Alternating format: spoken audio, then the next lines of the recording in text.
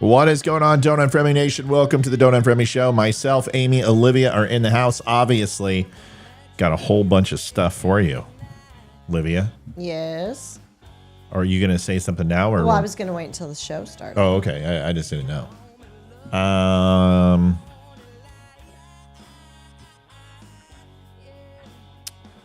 We're going to talk about Marcellus Williams. You may not know who Marcellus Williams is because now he's like Sheikh Muhammad Arajabi Mullah Allah Kareem Jasmine or some shit. Because he found his soul. But he stabbed a woman 44 fucking times. Killed her and stole her shit and was guilty as hell. Confessed 2 times. And now the left are melting down. They killed him last night. Oh my God, they lynched a black man. No, they put him to death. We're going to talk about it. I'm sure Facebook's going to flag that video. It's not my fault. I didn't do it. Don't blame me, Facebook. We're going to talk about 94-page report. I got it. I had it this morning. There's not a lot of news agencies that are linking it. I got the whole damn report. It's right here. Unredacted, folks. Kind of fun. Here it is. It's all right there for you. I mean, look, 133 pages just waiting. Look, do you see any redactions? I don't see any redactions. Wow. All right there for you. We're going to play it. We're going to talk about it. And we'll be back in, I don't know, 7. We're not going to talk about hair. Right now? Oh, sugar muffins. Hold on. We're obviously not going to talk about hair tonight because, God, that went over like a lead balloon. Fun. Here it is. Here it is. Hold on. It's all right there for you. I mean, look, 133. Went over like a lead balloon last night. Wimkin is up. Good night. All right. We're popping smoke on those things. We're going to talk about a bunch of stuff tonight. We've got some whiner babies. We are not talking about hair. Lost one of our largest viewers who I love and adore. Because I'm a sexist, because I talked about hair. And I said, I just think women should have long hair. And when we were talking about Dana Lausch, and I said, she's a smoke show, and her beautiful black locks were gorgeous, and I don't like her short hair. I didn't know I wasn't allowed to say that. But we established that I'm a sexist. So be it, folks. Damn the torpedoes. We'll see you in 3 minutes. The sexist and then the two inferior women. Here, let me put them on the bottom. What am I thinking? I'm so got to do this better. Sorry. Stay down there, ladies. We'll be right back.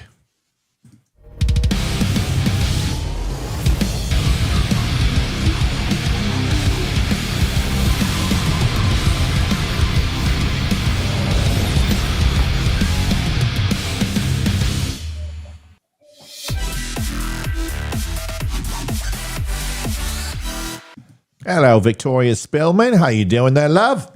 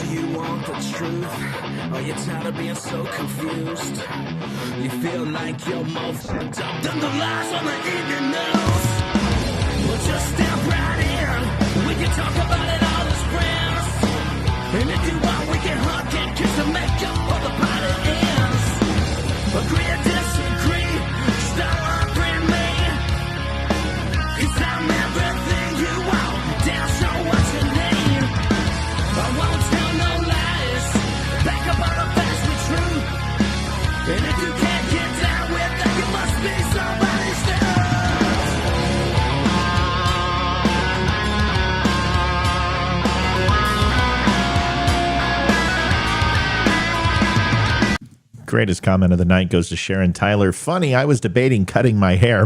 Matt changed my mind. Yes! Yes! Yes!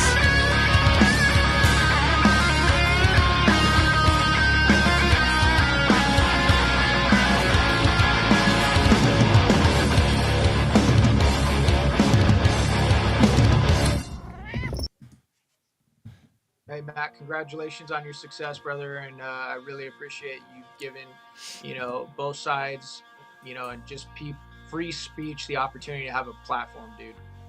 Got it. You got it. Thanks for everything you've done for this country, Eli. We'll talk next time. Tell Jen hello, and I'll have this ready in a couple of hours, and you can share it and take a look. Thank you, man. Thanks, brother. All right. Bye-bye.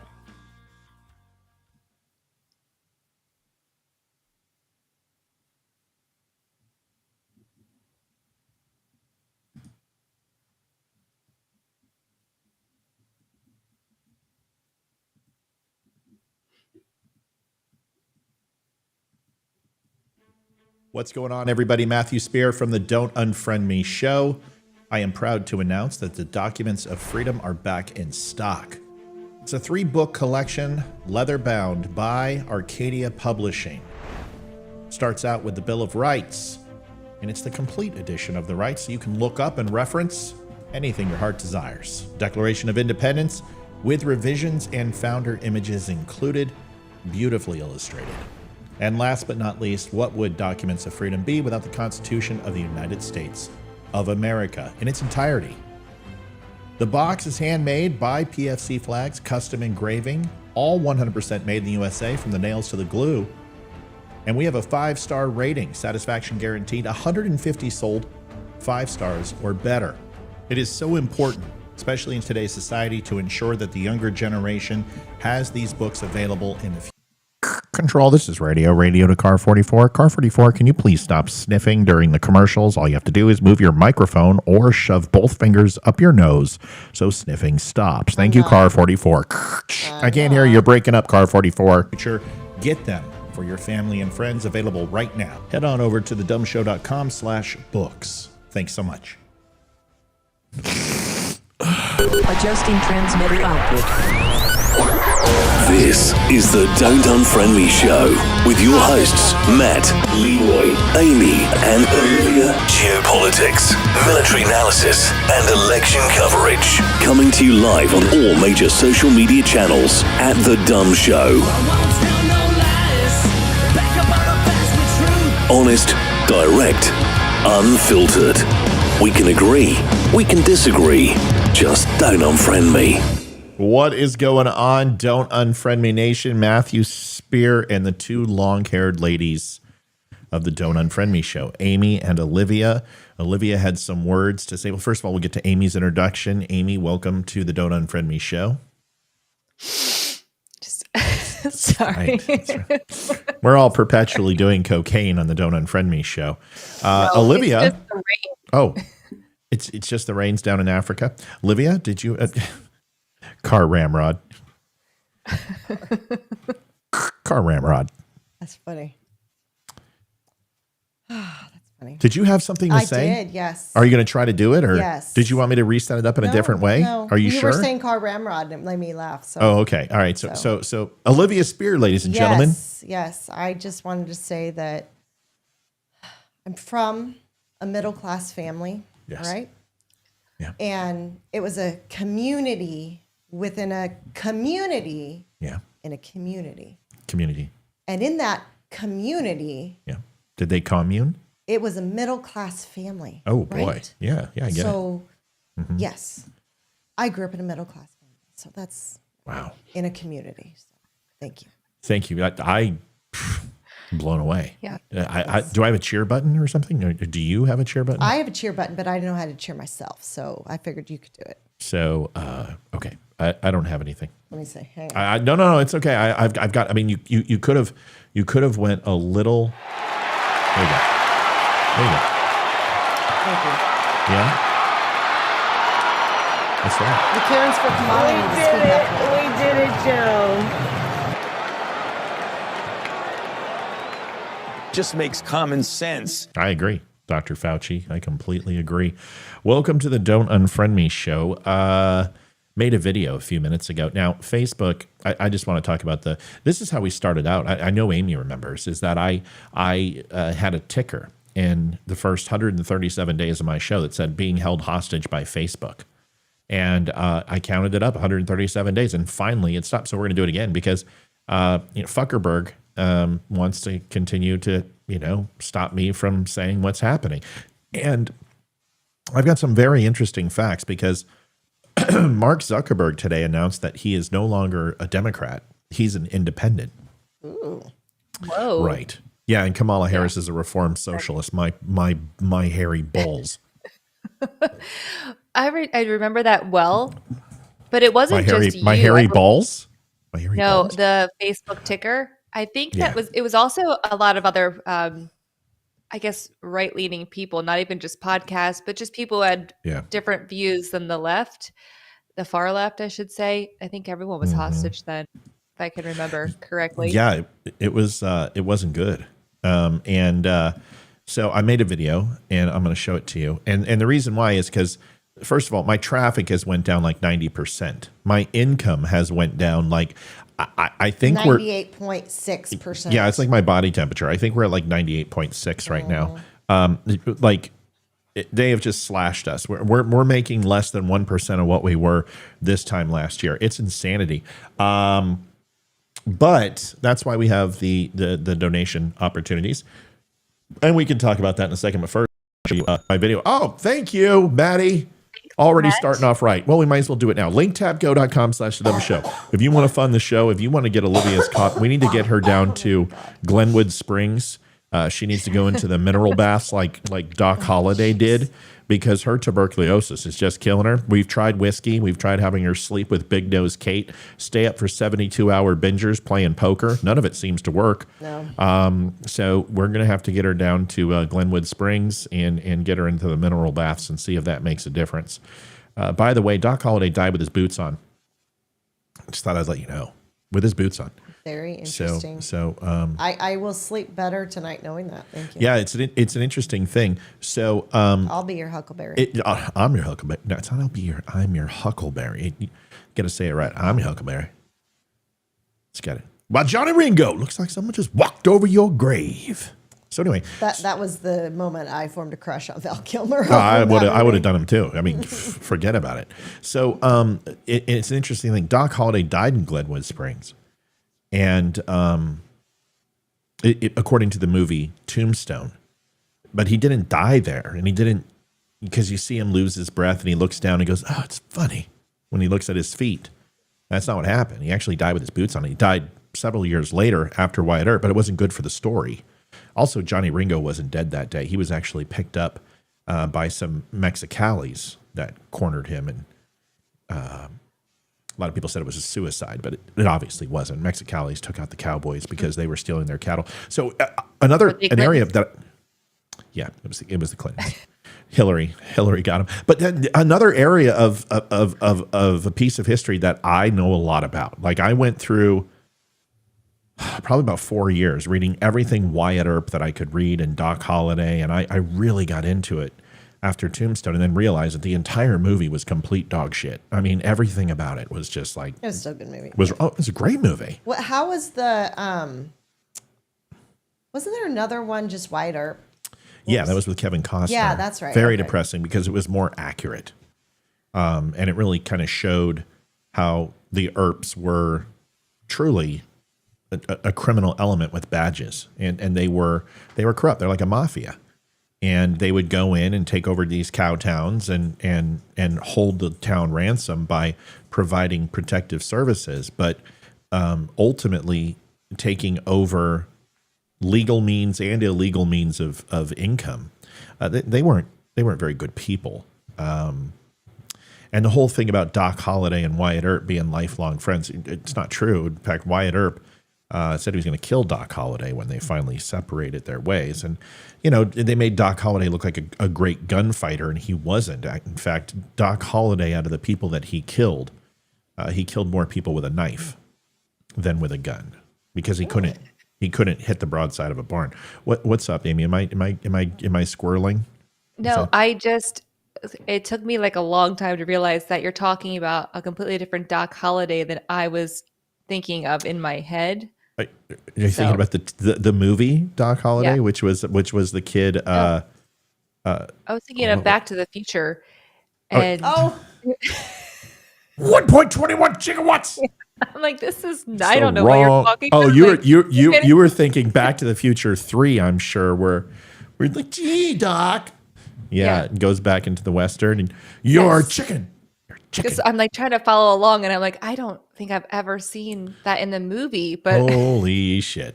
Yeah, we're talking about Tombstone, Wyatt Earp, Kansas City, Marshall, Virgil Earp, Doc Holliday. I always thought it was in Arizona. Big Nose Kate. Tombstone, Arizona. Yeah, it is. Yeah, okay. But Kansas City is where he Oh. My knowledge of Wyatt Earp. No, it's okay. Comes from it's okay. the movie But Tombstone. he got his fame in the cowtowns in Dodge City and in Kansas City, and he was a lawman. And then when he went to Arizona and Tombstone, they bought into the silver mines. But when they got there, they didn't have lodging. They really didn't have any cash on hand. And the property that they did buy, they staked in those silver mines, and a lot of those silver mines were just unworkable and had been picked clean. So they had to find a secondary income, and ultimately found several casinos where he went in, and there were people who were, taking over those casinos and driving business away. So he would go in and basically clean those guys out and get a percentage from the stakeholders, and he made money that way. But they also did protection rackets and would protect dollars coming out of the bank and transferring money from one place to another. They would shotgun for those Pony Express style transits and things like that. And then ultimately they just started taking over the mines that were productive and just forcing people out. So very, very interesting history, but he's always made to look like a hero. And Wyatt Earp was a jerk. He really was. He was just a jerk. And he treated his first wife not very nice, and she was addicted to laudanum, which is opium, a liquid form based from Chinese medicine, and it was very potent, and was mixed with different types of levels of alcohol and everything else, and it was very, very addictive, and it wasn't cut down like some opiates are today and cut with different things. So she was horribly addicted. Then he got in with a stage performer who was came into town, and then they had an affair and all this other stuff. So, people who've seen the movie get the general gist of what he was about, but he just wasn't a very good guy. A lot of people think he was. I knew him. I knew him personally. Yeah. Okay. So anyway, video, we segued, you guys. Well, I was going to say, you can go there on vacation. Yeah. I really want to go there. Yeah. Like a dude ranch. The Tombstone, Arizona is interesting. I mean, and the history there, and you can take picture and get dressed up as Maddie and Wyatt and Virgil. That'd be fun. Mm-hmm. You can go there and you can. It's very expensive. It's like Vail in the middle of the desert without the snow and without the rich people. It's really what it is. How close is it to Phoenix? Could we have gone? I think it was like 4 hours away. Oh, okay. Yeah, Tombstone was 3.5, 4 hours away. Is it northern Phoenix? I don't know. It's got to be south. Because a lot of the silver, copper, gold was higher north, and silver was down south. So it would be southern Arizona, I would think. I think, but that's just my guess. I think so. I priced out a vacation package last year, and I was like, I'm not paying that to go to the desert. Southwest of Phoenix is where I think it would be, just based upon remembering. But yeah, we had a chance to go there too, and I never made it, but I would love to. Anyway, here we go. This is the video that so Facebook comes out, and you know how they give you these things? You should make a reel of this video to gain more followers, or you should go ahead and take penis pictures and post them because, but make sure it's 16:9. And, they give you all these recommendations. So everyone knows they've been throttling me. I mean, I went back and looked at my videos I'm not kidding. I looked at my videos annualized Elon Musk. I have videos that had 500,000 views on Twitter. Now I'll be lucky to get like 20 people, not 20,000, 20 people. But Twitter's starting to work. I'm starting to gain followers again, and I'm starting to see I'm getting. So I think my bitching and complaining, or I annualized against whatever I did to piss them off, is over. But Facebook, I went back and looked at videos from last year. On average, my videos had 67,000 views.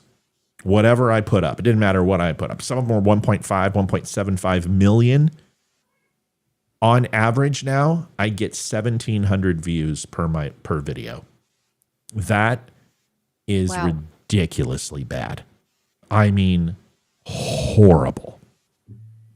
And so they said, you should do an introduction story and introduce people to your page. It's the only thing you have to do in the I built a Facebook page builder. And it's that stupid notification. And I've done 1 steps out of 12. And I'm just like, I'm not going to do this. I'm not going to do this. And it popped up again today. And I'm like, you know what? Fine. I'm going to get this shit off. And here's my introduction video. Enjoy. Let's make sure the sound is over. All right, here it is. Facebook recommends that I go ahead and make an intro video that's fun and exciting. Or they could just stop throttling me because I'm a conservative. Asshole. So there's my video. Amy didn't even get to see it, but that's okay. Amy. I'm Amy's sorry, my parents are in Florida, so they were just updating me, and I'm only half paying attention. Sorry. Is their last name Roth?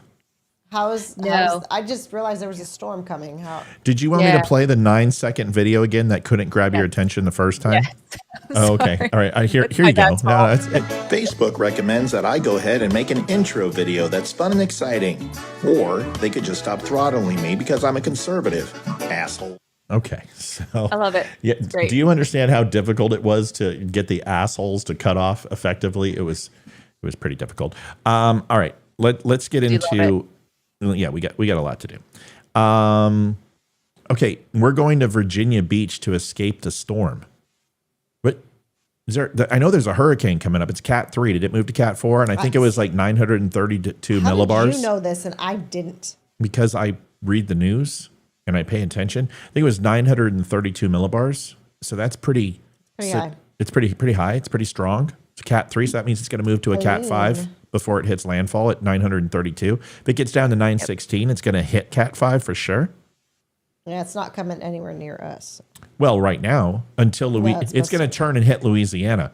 It doesn't matter where it could be a Japanese typhoon. It's going to hit Louisiana. Everything hits Louisiana. I mean, literally, if you could bet on hurricanes, I would just bet on Louisiana. It's like betting on, it's just a guaranteed 100% roll.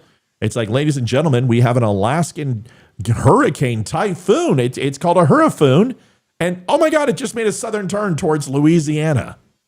Yeah. It doesn't matter. What does it say, Liv? It looks like when it actually makes landfall, it's going to, hang on. Where was it? It's okay, take your time. It's probably going to land by the time you find it. When it hits landfall, it looks like it's supposed to hit right around Tallahassee, Florida. And it's going to go through Georgia, and then it's going to go northwest. No, it's going to hit Louisiana. Into Tennessee. Cold pressure system's not high enough. That thing's going to take a last-minute ditch turn to Louisiana. Let's go up to Tennessee. We're not even going to see any part of it. Well, Tennessee is only 8 hours south, so are you sure it's not going to come up and hit us? Yeah, it's supposed to go northwest. It's supposed to head up that way. North? We might have some Oh, you outskirts. mean like towards Midlands? Yeah, it's supposed to hit up northwest. There's no way. That's not what they do. The cold pressure system will catch that thing and push it down. I feel like it'll push it back, yeah. It always does. So it may look like it is now because that's where the trajectory is. But once it hits that there's a cold pressure system that essentially goes up from, about 120 miles west of Buffalo and comes down through Ohio and Iowa. And whenever these things, that cold pressure. So unless it has a really high pressure system coming up from the south or the low pressure system pushing up from the south, which would not be indicative of its millibar amperage, which is way too high. Because usually you'll get that buildup in the ocean where it builds up potential energy and then it unleashes once it hits land at that Cat 5 level. So maybe there is actually low pressure would create that millibar increase. So where's it at? Where's the low pressure wave? Can you see it? Because I'm interested now. Because usually that's what happens. It stalls once it loses strength. Because the predictive model says, okay, if it continues at this strength level, it's going to go right up here. But what happens is it goes down to a Cat 2 or downgrades to a tropical, and then it hits the cold pressure system, the high pressure Cat system. 1 right now. And it moves. So it's reduced. It's going north at 12 miles an hour. That's Max fast. wind speed is That's fast. 85 miles an hour. That's nothing. That's a freaking it's a summer squall. It's not saying anything as far as Whatever. I don't even get out of bed unless it's Cat 4. we live through Harvey. We live through Harvey. At 12 miles an hour, it's going to be like, oh my God, the hurricanes. Oh, it's over. It's 12 miles an hour. That's fast. That's fast. That's way really fast. Yeah, there's 20 is like, you're just going to get a light dusting. I don't think anyone has anything to worry about. I mean, I could be wrong, but I don't know if you know this, but I slept at a Holiday Inn. I did predict Harvey, and I did say it was going to be terrible, and my neighbors mocked me. one of my neighbors mocked me, and he's like, "Oh yeah, California boys, is it going to be that bad?" And I said, "Dude, the amount of rain we're going to see in the next 5 days, with how slow that's moving, we're in deep shit." And he's like, "Yeah, whatever. You just stay in California, okay, surfer boy." Oh my gosh, I remember that. And I'm like, "Okay." I'm like, asshole. "Okay, yeah." And then as my streets are 10 feet underwater, and he's walking up my property to go ahead and have his dog take a shit because he doesn't have a yard. I'm like, how's that water there, Southern boy? How's that doing for you, man? "Okay, dude, I was wrong, okay? You don't have to rub it in." I'm like, "Oh, yeah, bro. As long as you live next to me, I'm going to say it every time I see you." Yeah, they're calling up to 15 to 20 feet of storm surge. South Carolina's on a state of emergency It always already. is. I mean, it's like underwater. It might as well be Louisiana. Really, it's supposed to be pretty bad. I don't know. All right, I we'll need to see. go into I it don't and know look about a at some category videos. 1, though. Come on. A category 1? Come on. All right. Anyway. Well, it's not. It's still a ways away. It's still in the Gulf right now. Yeah, but unless it's stalling, it's not going to build up that much strength moving at 12 miles an hour. It's literally supposed to basically stall in the Gulf, build up Should I have my intensity. dad call in? Yeah. No, I'm pretty good at this. I mean, Liv, you know me. I'm pretty good at They this. live right there. They left their house they left today because they're on the Gulf Coast. Like they're on the water, so they left today. Yeah, storm surge makes sense. I mean, swell it's horrible, especially in South Carolina, Louisiana. And, it even pushes in on North Carolina in some places. I get it, 100%. It's dangerous. But what I'm saying is, if it's a Cat 1 and it's 85 miles an hour moving at 12 miles an hour, there's not going to be that much water displacement in that quick a period of time. We see this all the time where they overreact. Yeah. My point is, unless it's picking up energy and the millibars are lowering, ultimately it's going to be a severe tropical storm, and people are going to have to be smart and but come on, give me a break. Well, we've got one viewer who's in Florida saying the ground's already really saturated. So wait a second, it's a Cat 4? Donald says it's a Cat 4, not a Cat 1, Liv. I don't know that. Are you giving me misinformation, Olivia Spear? I thought it was a Cat 3. 3. Yeah, I thought it was a Cat 3 today. earlier. I haven't checked. It was. Earlier today was a 3. I don't know It about was now. absolutely a 3 around 1:30, 1:35 p.m. Yes. Yeah. So if it's a Cat 4, now that's a completely different conversation, and it can't be 85 miles an hour if it's a Cat 4. That Cat 4 ranges what, 120 some odd miles to 135 miles an hour. It will be Cat 4 by this time tomorrow night. Here, now I'm interested. All right. You do that, I'll do this. Yeah. Oh, yeah. It's going to ramp up. Thank It's you. really going to ramp up. Right now, it's 85. It's a Cat 1, but it's supposed to ramp up. Wait, it's a Cat 1? Right now, it's a Cat 1. See, look how good I But missed when it. when it hits shore, it looks like it's going to be pretty bad. Okay, so just to make sure everyone understands, a Cat 3 is 111 to 130 miles an hour, okay? It's supposed to be 135 when it hits. Oh, my God. Cat 4 is 131 to 155, and then to get into a Cat 5, you're 155 mile an hour plus. So right now at 85, this thing is a Category 1 barely, okay? So is it truly a Category 1 or not? Category 1, 2, Cat 4, just don't eat it. That's funny. What's the name of this hurricane, please? Helene. Helene. Yeah. Hurricane Helene. Let's go ahead and find out live updates. Okay. Got it. High wind, because I want people to be safe, and I don't want to give misinformation on the site. It's fifth hurricane. Okay, this site is crawling slow.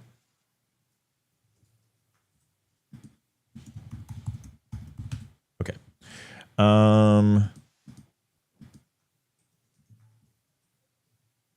Biden declared an emergency in Florida. I didn't know he was still working. I thought he quit. Oh, he was on The View today. We'll talk about that. It's didn't forecast. Yeah, I'm going to show it to you. Thursday evening, Category 4 strength, National Hurricane Center. Oh yeah, she's big. It's really big. What the hell? She's huge, and it's doing exactly what it should in the Gulf, which is stall.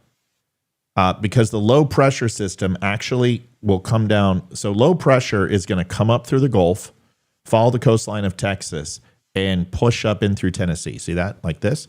Now that high pressure is going to come down and then it's going to mix. Now that goes across Alaska and goes across the northern parts, but usually it pushes down and it stalls right in the front half of Tennessee. And it fights for area, that 250 miles, that low and high push. So this starts to stall because it has absolutely no resistance, and now it's starting to get resistance from the Gulf. So it's going to start to spin a little bit, and it's going to sit there and gain pressure, and then by the time it hits landfall, that's going to be a big boy. They're saying that thing's going to hit Florida. That thing looks like it's going right for Louisiana to me. Someone just said it's about 500 miles across. Yeah, it's a big boy. Like I said, it's big. It's almost the size of Harvey. It's a big hurricane. This is huge. And look at the storm center. I mean, just look at those bands, guys and girls. I mean, there is a lot of movement, a lot of volume of air, and it's just kicking out on those outer bands. So Florida's going to get douched. Now, if they're saying it's going to turn into this area, that's not the way it looks to me, because it looks like it's going to ride the Gulf. This is exactly what Harvey did. And then it stalled and it slowed down and it went to 2 miles an hour and then just pissed on us for 5 days. So the tracking, do you have the tracking, honey? Like I said, it looks like it's going to go up and hit right around Tallahassee. And then says it's going to swing northwest right around Tennessee and Kentucky. Oh, I see it. Okay, I see it. Hold on. I just had a graph. Go west. Okay, so it is doing what I'm saying it's going to do, but it's not going to push into the Gulf. It is going to open image in new tab. Oh, yeah, that's huge. Great. Thanks, guys. So it looks like they're saying it's going to stop when it hits landfall here and then just make a break. That's weird for a hurricane. Hurricanes usually don't go inland like that. That's very, very strange. Back out to the sea. All right, I want to read this. What is the cold and high pressure model look like? Folks, I dabble in everything. This is just what I do. I can't explain it. So is this today?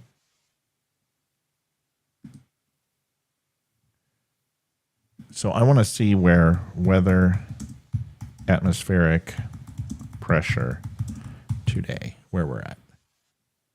30.2. Here we go. No, I don't want Virginia. Sorry, guys. I care about this. I've got a lot of people in these areas. I'm interested. Yeah, a lot of viewers down south. Surface map, subrefront, surface theater, surface temperature. I don't want temperature. Isobars. Yeah, we can do isobars. Plotted data. Here we go. So that's September 25th, 24. Oh, okay. So you can see that the high pressure wall is super high. Okay, here's the high pressure. Oh, here, let me just put this in here so you guys can see this. Yeah, thank you. Yep. So here's your high pressure wall. See this? This high pressure right here. It's actually really weird. You see these dips? Mm-hmm. You don't see that below Tennessee very often. I mean, this thing is. See, here's the high pressure wall, and then it comes down right into Texas. So that's a really aggressive push from here. So that's why it's going to follow this pocket right here. See this pocket? Mm-hmm. H, H, H, H, H. So it's going to follow this pocket path, and that's why it's getting sucked and pulled to Florida. So it's going to make a turn. Right now it's moving this way because they got this thing moving north-northwest. It's actually going to go straight north, probably northeast a little bit, and follow this high pressure. And then the low pressure is pushing it. See this? Here's your low pressure. So it's carrying this thing, and then it's going to go right into this soft pocket right here. And then turn is what they're going to say. I don't think it makes a turn for Nebraska and Iowa. I don't see it. And Minnesota and Michigan. I don't see it. I see that thing kicking over and it's going to come at us. But I don't know what it's going to look like. I don't know what this high pressure system is going to do this week because I don't have that data. We're already getting soaked right now. So I know. I'm so loving this rain. Oh, forecast. Hold on. Graphical. So you got cooler temperatures right here. but not too cool. And let's see, radar. Perfect.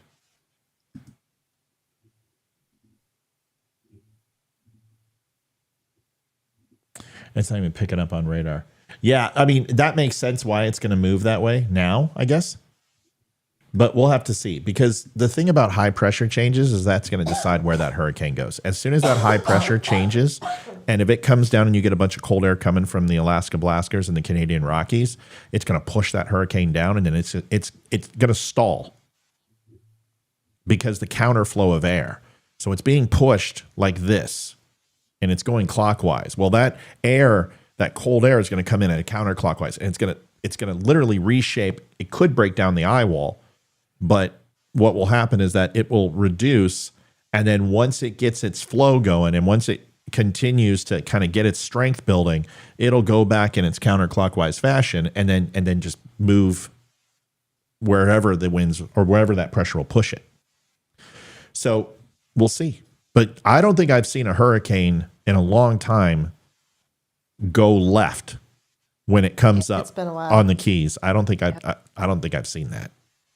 Because that's when you get these massive snowstorms in Colorado and Oklahoma, because it stalls right there and it just drops snow. And that's when we got like that it was an Alaskan. In Colorado? Yeah. Storm that 6 feet of snow? No, what? Wow. What are you talking about? And we got 6 feet of snow. Yeah, but that wasn't from a hurricane. Like I said, I don't think I've ever seen a hurricane go push towards the Midwest like that before. I don't know if anyone else has. Anyway, Matt says, it's actually going to have a Fujiwara effect with approaching upper level low from the west. Upper level low. From the west? Fujiwara effect. So what's that? So hold on a second. Matt, you're saying it's going to approach upper level low from the west. So what do you think? It's going to hook and then come over? I'm confused. Help me understand, Matt. You can call in, or you can just tell me what do you? Someone said it's running up the back of the cold front that came down, and the high pressure coming in from the west. Well, the high pressure and the cold front of the two are the exact same thing. The cold front and high pressure are synonymous with each other.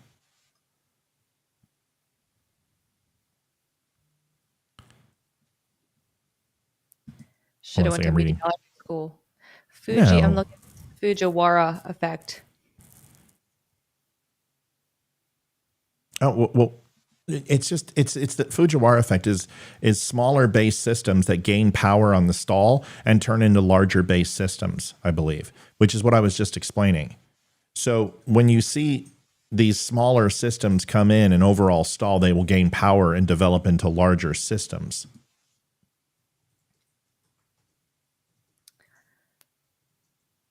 Or you'll get multiple. So you got, because that happens in Japan all the time. So what you'll get is a smaller system, which ultimately starts building speed, building size, building amperage or millibars, overall intensity and pressure. And then they break off into two separate storms. So they're saying we're going to get two separate storms on this, Matt? I already know what the Fujiwara effect is. That's what I was telling you. So what I'm asking you is, are they saying that they're going to get two independent storms from this single cell? Because if that's the case, then that is a completely different.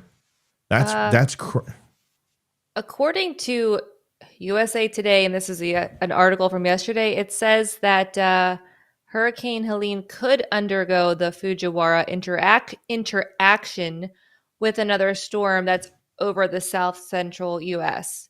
So it's not a hurricane; it's just another storm.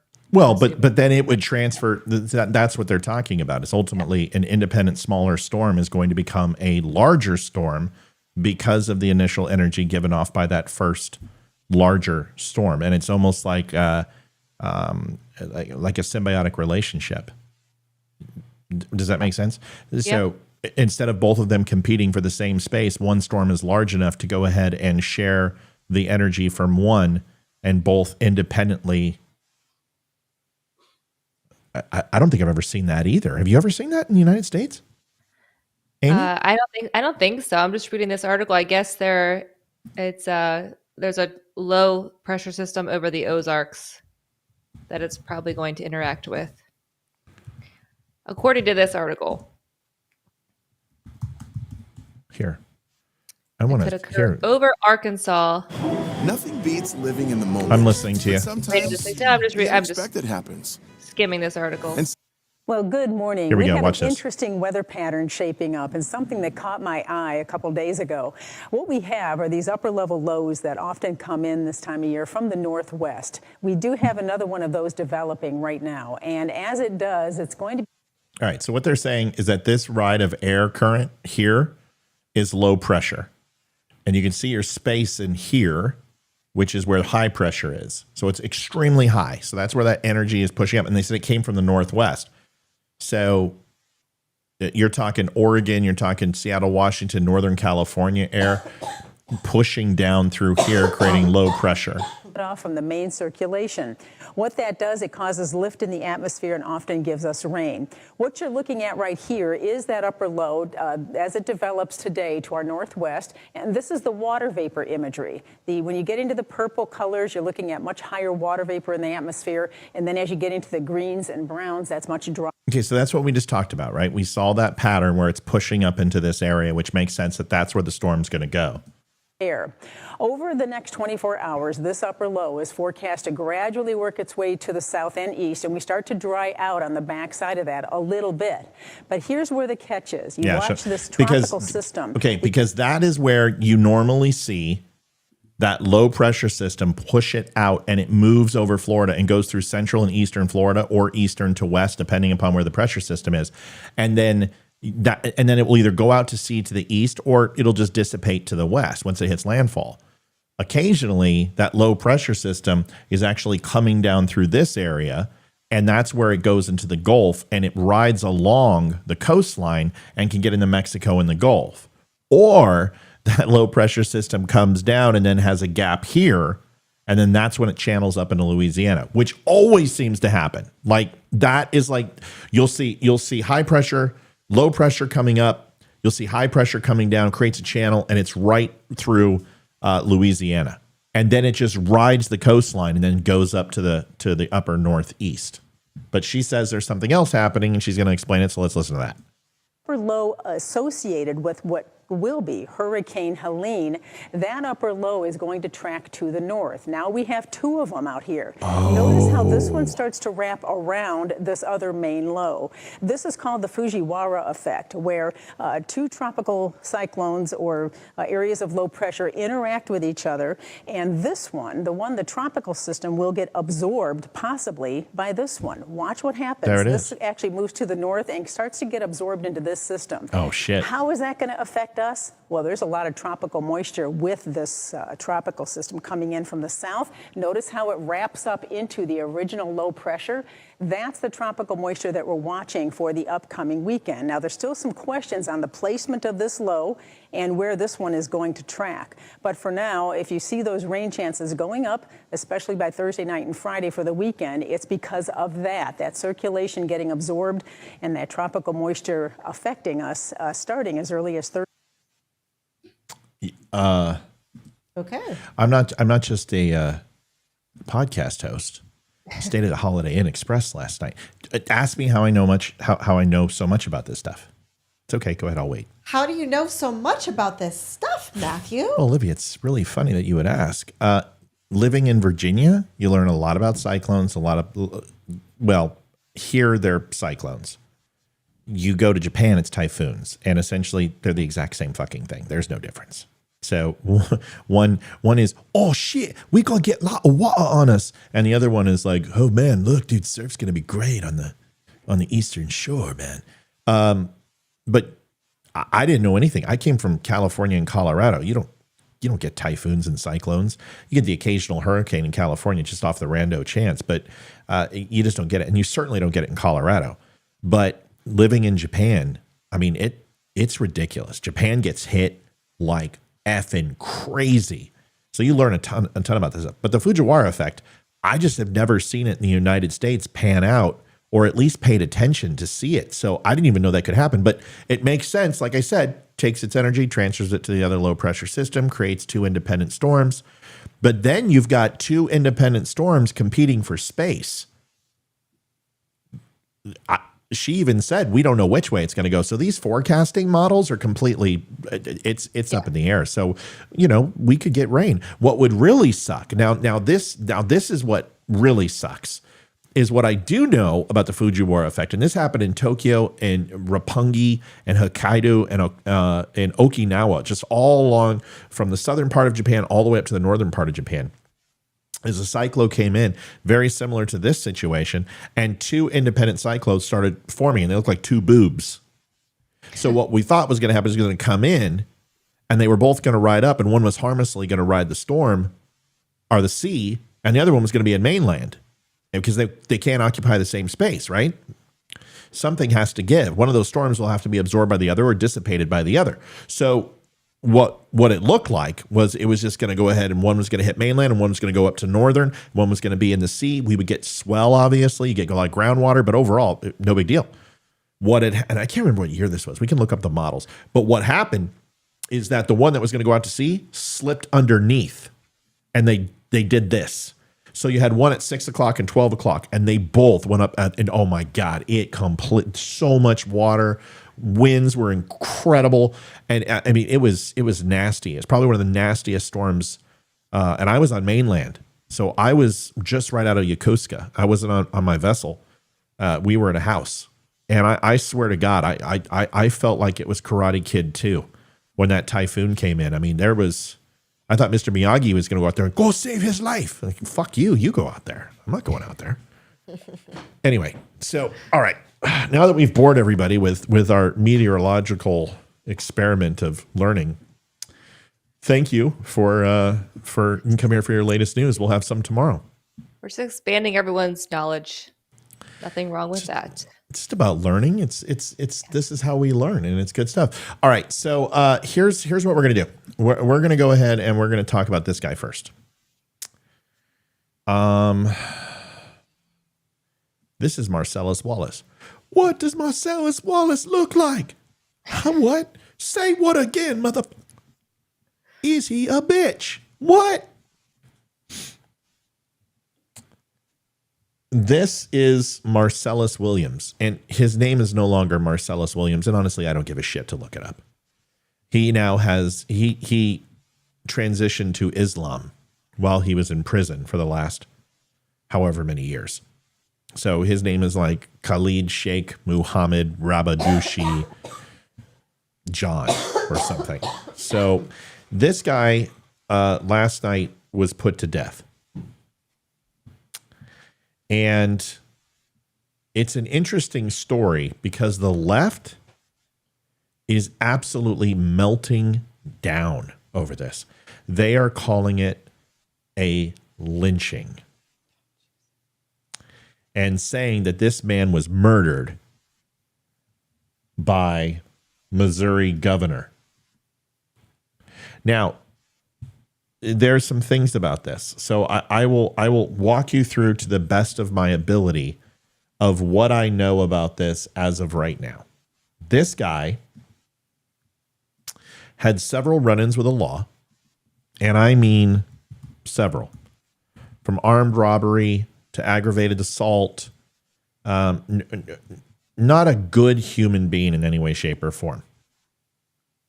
There were confessions in the trial from witnesses, 2 individuals, and they testified that Williams confessed to the crime. Confessed to the crime. Okay? His ex-girlfriend claimed he described the murder in staunch detail. And then a jailhouse informant also reported that Williams admitted to the killing. He shared information that had not been publicly released, and only what the killer would know. Okay? The items stolen from his victim, Felicia Gale, were in his possession, including a laptop, and it linked him to the burglary, and DNA of the victim on the items that were collected. At least one sample, okay? However, we'll get to this. This was the crucial link because the murder weapon, although recovered, had a different DNA on it than his own. Now, there's a lot of reasons that can happen. And anybody who watched the O.J. Simpson trial knows this, is that the mishandling of evidence is not some sort of vindication of guilt. He doesn't have to have his DNA on that knife. He could have wiped the knife. He could have cleaned the knife. Someone else could have handled the knife. There was also a second bloody footprint at the scene. But that lends you to believe that there was an accomplice because she was in the shower, is my understanding. Evidence placed Williams right near Gale's house as well around the time of the murder. They could place him. His presence in the area was used to establish a timeline that supported the narrative of his involvement. Prosecution also pointed to Williams' prior criminal history, that it was a pattern of behavior. He also confessed twice and made plea deals, and also with his stay of execution, confessed. What had happened is, this is where it gets a little bouncy, is the state prosecutor recanted that, and the family wanted to stay the death penalty and turn it over on its ear and give him life instead, when they had already sentenced him to death. Now, there is a time for the family to request that, and it's during sentencing. And if they want clemency, they can request it. And if the state prosecutor wants clemency, they request it. You can't go back and you can request it all you want, but it isn't necessarily going to be granted because the case is therefore closed. The appeal process has been completed. You can't go back and change it unless new evidence and a new trial occurs, which he was denied because there was not enough evidence to go ahead and overturn it. No matter how many prosecutors or ballots or petitions they receive asking for this guy to be exonerated for his crime, at least exonerated or stayed execution. Here is a video that took place today. Was it his family or the victim's family that asked for that? Victim's family. Okay. Now, things change. Letters are written. He found Allah, which, to me, I'd be like, no thanks. That's worse. Yeah. But he found Allah, and, he wrote poems about Palestine. So he's got Palestine. And I'm like, he's a Hamas supporter? Hit him twice. But here are the videos of all the liberals, and you can smell the petitions in the video. I mean, you guys might want to plug your nose because, oops, don't do it. Sorry, shut up, don't unfriend me, guy. This is the video with they say 1 million petitions being delivered, and his name is Khalifa, Marcellus Khalifa Williams, but it's not. It's longer than that. I'm not kidding. I'll find it for you in a second. Here's the video. All eyes are on you. And y'all know exactly what this is. All eyes are on you. You're innocent. All eyes are on you. Be Marcellus. The guy with the helmet was the best. Oh, there's a bunch of them. Oh, wow. What is this? All eyes are on you. A lot of white people there. Listen, folks, your white guilt, you guys need to get over this shit. Yeah. You people, you just need to let go, okay? You didn't do any of this. You're not racist, right? Okay. Did you segregate bathrooms? Did you own slaves? Okay. Did you rally against civil rights? Did you wear a hood? Okay, you're off of guilt. You're free. Were you racist towards a black person, towards a minority? Did you burn a cross at any time in the last few years? No? Okay, then you are free of guilt. I absolve you in the power of the Don't Unfriend Me show. I touch thee, and you are forgiven. Your cell is clean. Give me a fucking break. How many white people? And I'm not saying that white people can't defend a black person. I'm not talking about that. I'm talking about where are all the black people? You know what the black people are doing? That motherfucker's guilty. Fuck him. Because that's the truth. The only people defending this guy are white liberals and Muslims. That's it. Yeah. I don't see any Jews. I don't see Gentiles. I don't see Mexicans. I don't see Koreans. Koreans like, oh, fuck him. Fry his ass like egg foo young and fried rice, you prick. Is that racist? Maybe I need to enhance my white guilt.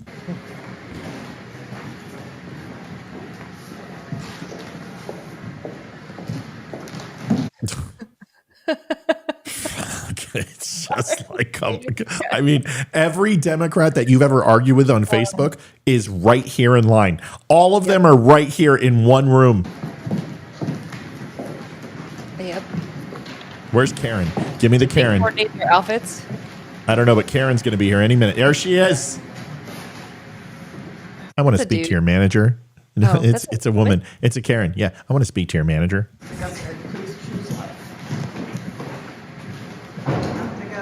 Innocent lives matter.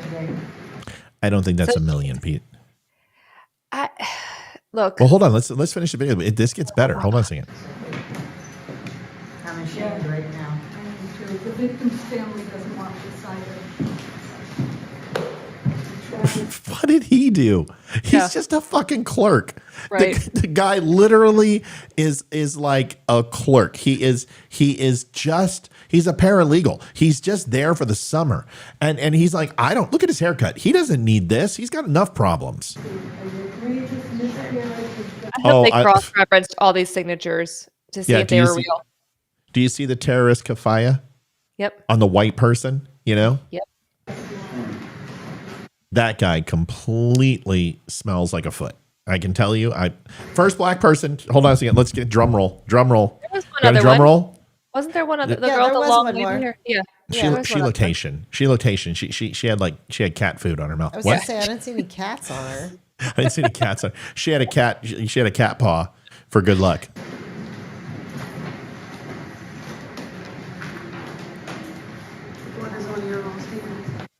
Blood is on your all hands. Okay, go get another abortion, bitch. I was just going to ask, how many of them have abortions? Like, I'm sorry. Call it an abortion.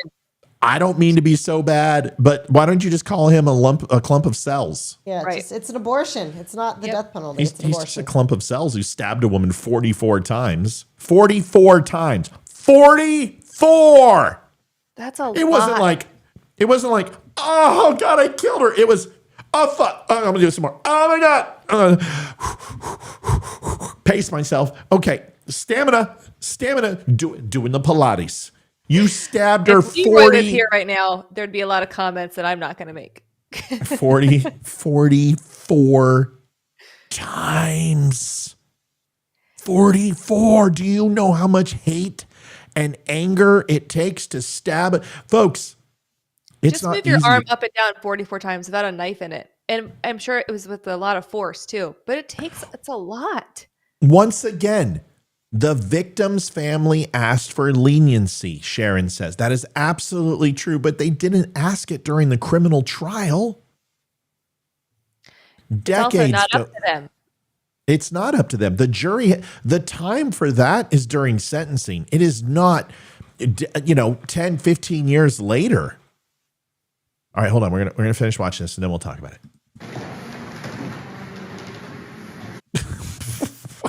Otis Redding, what the hell are you doing staring me down, brah? I'd be like, look at him. Cracker.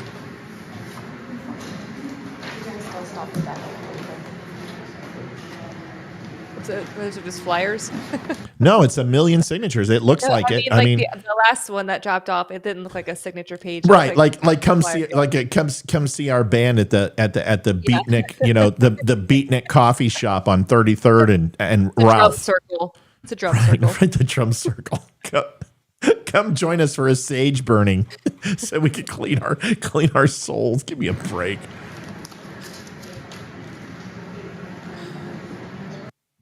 You know what this guy's going to do?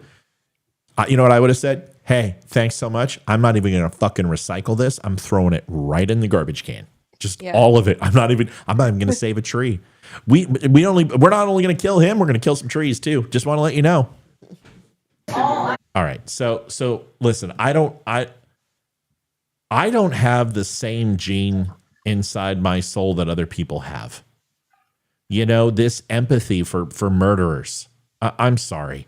There are a whole bunch of arguments. People are saying, 200 people have been wrongfully put to death. No, that's a lie.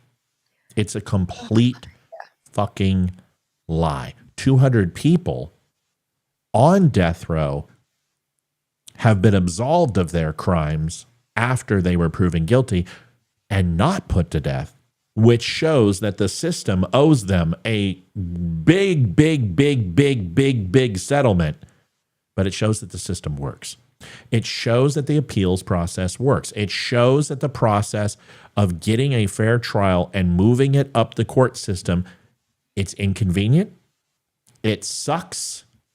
The people who have been wrongfully accused deserve millions of dollars, but no, 200 people have not been put to death out of the 1,400 that have. That is a lying bullshit stat. 200 people have been found innocent once they were found guilty. The system works. It's slow and it sucks. Okay, ladies, I want your opinions. Amy, you get to go first, and then I'll listen. There's so much to say and then not say. We live in the United States of America. Not every state has the death penalty. I personally am for the death penalty in pretty much any circumstance where you are found guilty of first-degree murder. I think that's a horrible crime, and I don't know. I mean, life for a life, I guess. You could say it that way. But honestly, like, what good would he be doing in the world? I don't care if he converted to what is it? What's it called? Islam. Allah. Thank you. Islam. I don't care racist. If he. I know. I am. I don't care if he claimed to find Jesus. He's paying for his sins because ultimately, I believe that God is the ultimate judge, and we have a set of rules and laws that are in place that we have voted on. And if he was found guilty by a jury of his peers and he was sentenced to death, even despite the family could have said at the trial, we don't want the death penalty. It doesn't matter. It's whatever the judge and however that state works. I don't know how their judicial system works, but sometimes the judge decides. Sometimes the jury is the one to dole out the punishment. I don't know how Missouri is, but I don't know. I don't have any feelings for that. If it's my child, he would already have been dead, and I'd be locked up. Yeah, do it twice. No, Cut, and you can't cut his hair because that's my punishment. Is give him short hair, as we know, because I'm a sexist. He's already bald, so that doesn't work. But he does have a beard, so maybe he's going to earn some leniency from our viewers. Liv, your thoughts? Yeah, I agree with Amy. If I have no issues with the death penalty, if you committed a crime like that, you deserve to die. The only thing I would change is that they need to do it sooner. Yeah. Having him sit on death row for 20 to 30 years and being a drain on the taxpayers, it is stupid. Agreed. If you are found guilty, you should go. It should be over in within a couple of months of a trial. Just you got to let him appeal. Well, let him do the appeal process, right. But it shouldn't be able to be appealed 20 freaking times. No, and it can't, but it has the ability to go up to the Supreme Court. So you would go to the state court. Once it's up there, once it's been shot down and there's no more appeals left, it needs to happen. I mean, what is the point of him sitting in jail and the taxpayers paying for Bill his his miserable family. life. Bill I his- mean, it's ridiculous. Yeah. And these are the same people that idolized George Floyd. Oh, I know. And I mean, it's the exact same people that idolized him. And it blows my mind that these people that the left idolize people like this. You know what? I need every single one of those people, those million people that signed those petitions to go and look at the photos from that crime scene. I can't even show you And the photos. to They're so go bad. And look at that woman after she was stabbed 44 times. And you tell me that he doesn't need to die. And you tell me that you still support him after you've seen that. They do. You won't. And no, you don't understand. There are hundreds of thousands of posts on Twitter. It has taken up my feed all day long. He was trending. Like this is, and all of them are like, it's a lynching. Black men can't get fair trials. They're going to build a statue of him next to George Floyd's statue. Oh for my sure. God. Absolutely. I mean, seriously. So here's his poem. And then you know what? Oh my I God. know the right doesn't, do this, but I would careful, totally careful, go careful. and pull both those statues down. No, that's a crime, Liv, and you can't say that on the show. Well, the No, Liv, statues you of- can't say it on the show. Can't say that on the show. That's why I said, oh my God. I was like, oh my God, don't say it. Don't say, you can't say that. It's a crime. No, we don't want to do that. No, we will never do that. You can have whatever statues you want because it's freedom of speech. And you guys, listen, you guys love Except- Marxists. Let it. We can't have all the statues we want because they took No, down. Democrats. Oh, they Democrats can. Yeah, can. they Oh yeah, Democrats can have whatever they want. Like Frederick Douglass, total racist. Abraham Lincoln, racist. Mark Twain, racist. All need to come down. I'm with them. I'm completely take down Martin Luther King too. I'm sure he was racist in some way, shape, or form. Dr. Seuss is He was racist. not a great Butter. person anyway. I mean, No, he did wasn't. a lot of Horrible. good, but he's Sure. not a good person. Just Like say most that. people, like most Right. people who did great things didn't mean they were necessarily great themselves. Steve Jobs was an asshole and did wonderful things. And that's everybody. Mother Teresa probably started a porn. We just didn't know it. So, sorry. Now, Okay. Since this Okay, guy everybody- converted, did they put pig's blood all over him before he was put to death? Oh my God. thought. What the fuck is wrong with you tonight? You want to commit crime and now you're sanctifying somebody's religious beliefs? Well, where's he my doesn't wife? He doesn't really deserve it. He deserves to go to hell. I'm just saying that's something that I would say. Well- I'm proud of you, I guess. Listen to his poem. He's a Stop being scumbag. insensitive. Check your whiteness for a second, white privileged girl. Dude, I'm Mexican. You're not Mexican. You're nothing even close. You think ketchup is spicy. When you're driving and two people are blocking, you're like, why don't you hurry up, Mexicans? You're Mexican road blocking me. That's true. You're horrible. I know. The Perplexing Smiles of the Children of Palestine by Shalik Mohammed Okawandi John III. Despite the actions of the few and excessive retaliation, drones, planes, bombs, tanks, rubble, buildings demolished, vanished houses and neighborhoods, hospitals targeted, UN shelters disrespected, murder, death, deliberate killing of non-combatants. This is fucking rich. Babies burned alive, amputations, hunger and political starvation, lack of or no water, strategic sanitation, daily terror, and terrorized daily, military maneuvering, moving here and there. I see them everywhere with my green eggs and ham. I'm just kidding, he didn't say that. To return back again to nowhere, trauma with all its manifestations, international parlays and hesitation. Now you're going to rhyme? Really? Exactly. Now you're going to start rhyming? I mean, fuck, dude. You buried the lead. You're reading it wrong. Maybe it's like a deaf comedy jam, or what are they like the slam jam or slam? Poetry? Beatnik poetry. Defiance to the realization of two nations, global aid thwarted, global amnesia, siblings and relatives gone forever, parental worries in the face of apex arrogance, and ethnic cleansing by any definition. It's not any better. Doesn't rhyme. Still, your laughter can be heard, and somehow you are able to smile, O resilient children of Palestine. Couldn't they have just done him before he wrote that? I hope that's on his tombstone. I think they should just like carve that in. It's going to be a big tombstone. Wow. That's going to be huge. Here's a video. That could be his monument. He's such a already martyr. been. Yeah. Here's your 48 seconds.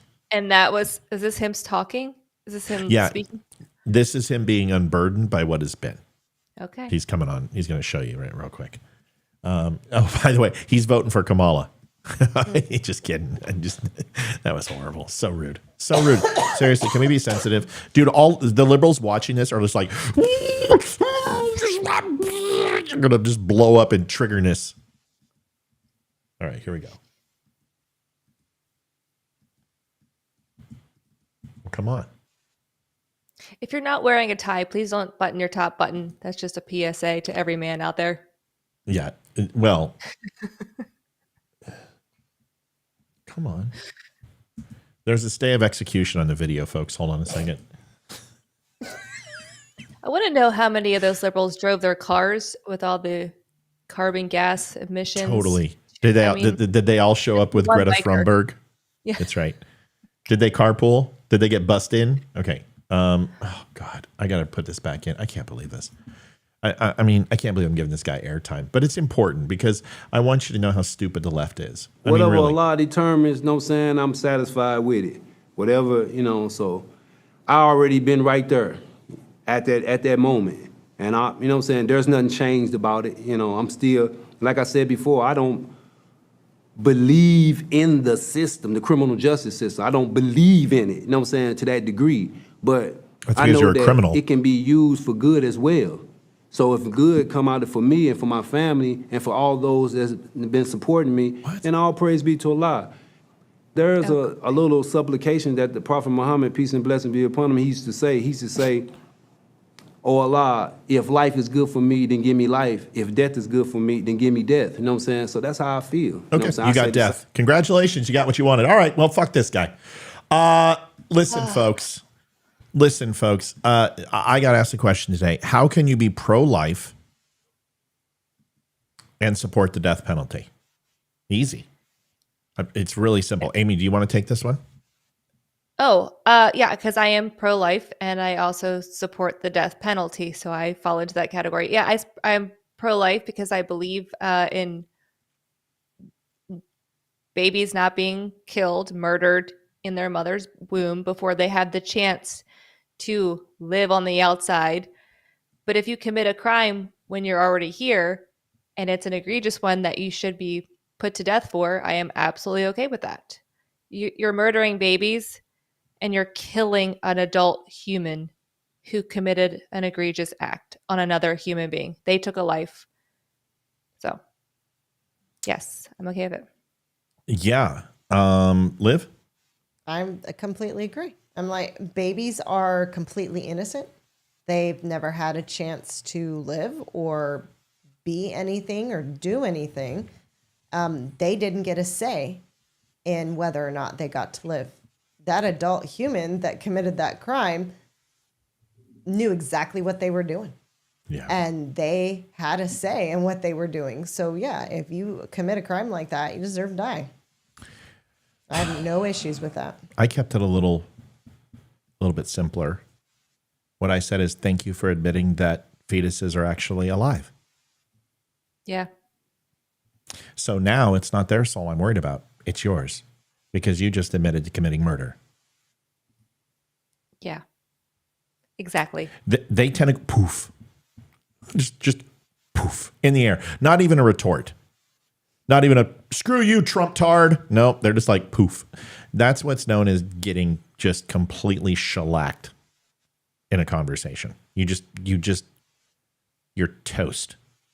You're toasted, as my kids would say. You are burnt. Because that's the problem with liberals. They're like, oh, I got something clever. If you're pro-life. Because the difference between a fetus that doesn't know the difference between right and wrong, that doesn't have a consciousness from the mortal plane and hasn't learned the lessons of virtue and right and wrong, shouldn't be punished for their ignorance and shouldn't be considered less human for that ignorance. But a person who does know the difference between right and wrong, a person who understands what you do and don't do to your fellow men in a contract of a humane society, in a civilized society, decides to break the common laws that are inherent in all civilized societies, should be punished accordingly. There's the difference. But thank you for admitting that fetuses are alive. Psst. They are. Give me a break. Yeah. So there's our boy. It's all, when I say it's all over, folks, just go to Twitter. It is everywhere. It's so cringe. And they're just sad. They're just like, praise be Allah. He's with Allah. Okay. He's with Allah. Sorry, I mean, here it is. Sorry. Yeah, Olivia's gagging right now. Yeah. It's everywhere. And earlier today, I couldn't go 5 feet without seeing it. And maybe Twitter has moved on. But it was on this morning, all morning. Oh, here it is. It's already here. He even gave dawah on the way out. May Allah accept him into Jannah. Fuck you. What? Who knows? Look, it's everywhere. It's everywhere. And it's like, why do you guys take the shittiest human beings on earth? Yeah. And celebrate them? You guys celebrate Marxist-Leninists. You guys celebrate Che Guevara, who threw homosexuals off of buildings. You celebrate terrorist groups. You celebrate anti-fascists. You celebrate people who burn shit down. You guys celebrate George Floyd. Listen, I can understand Trayvon Martin. I think what happened to Trayvon Martin was complete shit. I think that was completely wrong. I don't remember the jerk's name. I think that guy had a hard-on and was trying to play security guard cop, and Trayvon Martin turned around and beat the shit out of him. Yeah. And instead of taking his ass beating, he shot him. Yeah, I think Trayvon Martin was an absolute horrible thing that took place. He wasn't a career criminal. Trayvon Martin wasn't a hood rat. So I'm fine. I'm fine with that guy. George, whatever I don't remember what his name was, but the guy's a douche plow. And then he got arrested or something like that. Yeah, and then he got arrested again. I mean, he's just fuck that guy, and that's wrong. And it sucks when somebody dies. But George Floyd, really, I hold a knife to a woman's pregnant stomach. I rob people and forge checks. I do enough fentanyl to kill a small horse. Give me a break. Well, the thing that the left is, they don't consider him doing anything wrong because the woman was pregnant, and they don't consider that an actual child. No, so. they just think that. Listen, here's the truth. Facebook, get ready to ban me. There it is.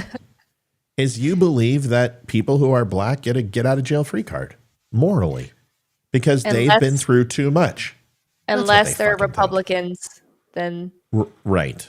If they're yes, yeah. If he, like Donald Trump, if he was like had a Trump shirt on or something, oh my gosh, it would have been a different story altogether. So it's truly, I pray every day for this world we live in. It's sad that we are martyring these career criminals who are bringing George harm. Zimmerman. That was his name. Sorry. Oh yeah. I interrupted you. I'm sorry. It's okay. I do. I was done. No, you weren't. Hardened criminals. Go ahead. I apologize. No, that was really it. I'm sad for the world we live in. I have my own theories about this. I do believe there is some, I believe in evil. I believe in Satan. I believe in all of this. And I do believe we are in one of the worst times ever. I mean, even going back to ancient times, this is pretty horrible. And I didn't live back then, so I can't speak, I can't compare apples to apples, but this is awful. The things that we are praising in our society. Oh yeah. It's crazy. Like get better role models, people. And I'm not saying George Zimmerman, listen, George Zimmerman, this is a kid. And George Zimmerman's a big dude and he's a man. And if you can't take an ass beating when you're stalking a kid and you're clocking him, and this kid turns around and says, "Get the fuck away from me, man." And he says he's being followed on the phone and the guy doesn't leave and Zimmerman starts to lip off and then Trayvon Martin comes over and kicks his ass. You know what? You got to be smarter than that. I'm not saying Zimmerman has more than demonstrated the type of person he is. after he killed Trayvon Martin and with the shit that he's gotten involved in. So I'm not a big fan of that guy. And he was labeled as a hero. Okay. I don't think he's a hero. I don't think Kyle Rittenhouse is a hero. I think Kyle Rittenhouse effectively used a very low end rig and executed it perfectly to defend himself in a situation that he never should have been in. Yep. That's what I think.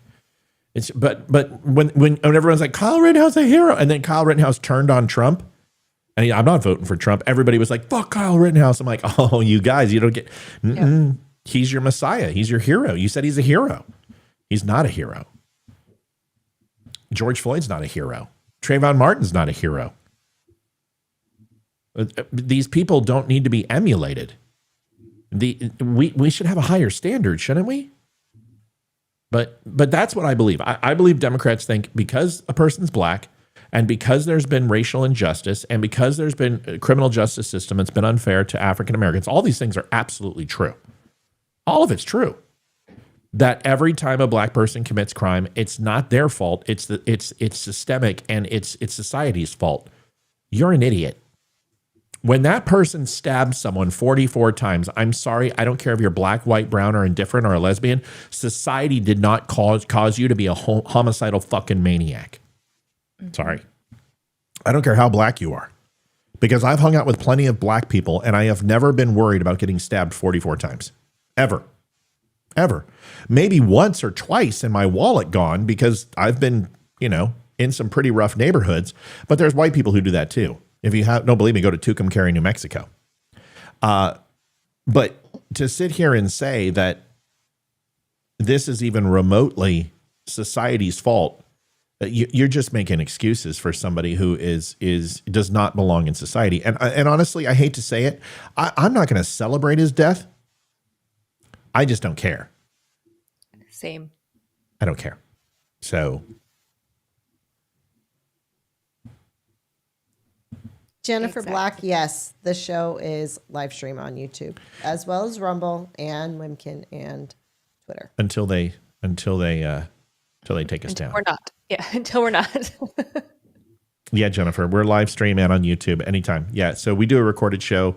I do a recorded show, and then we do a live show 7:00. And usually it's not about hurricanes. Sometimes it's about hair products and if women should cut their hair or not.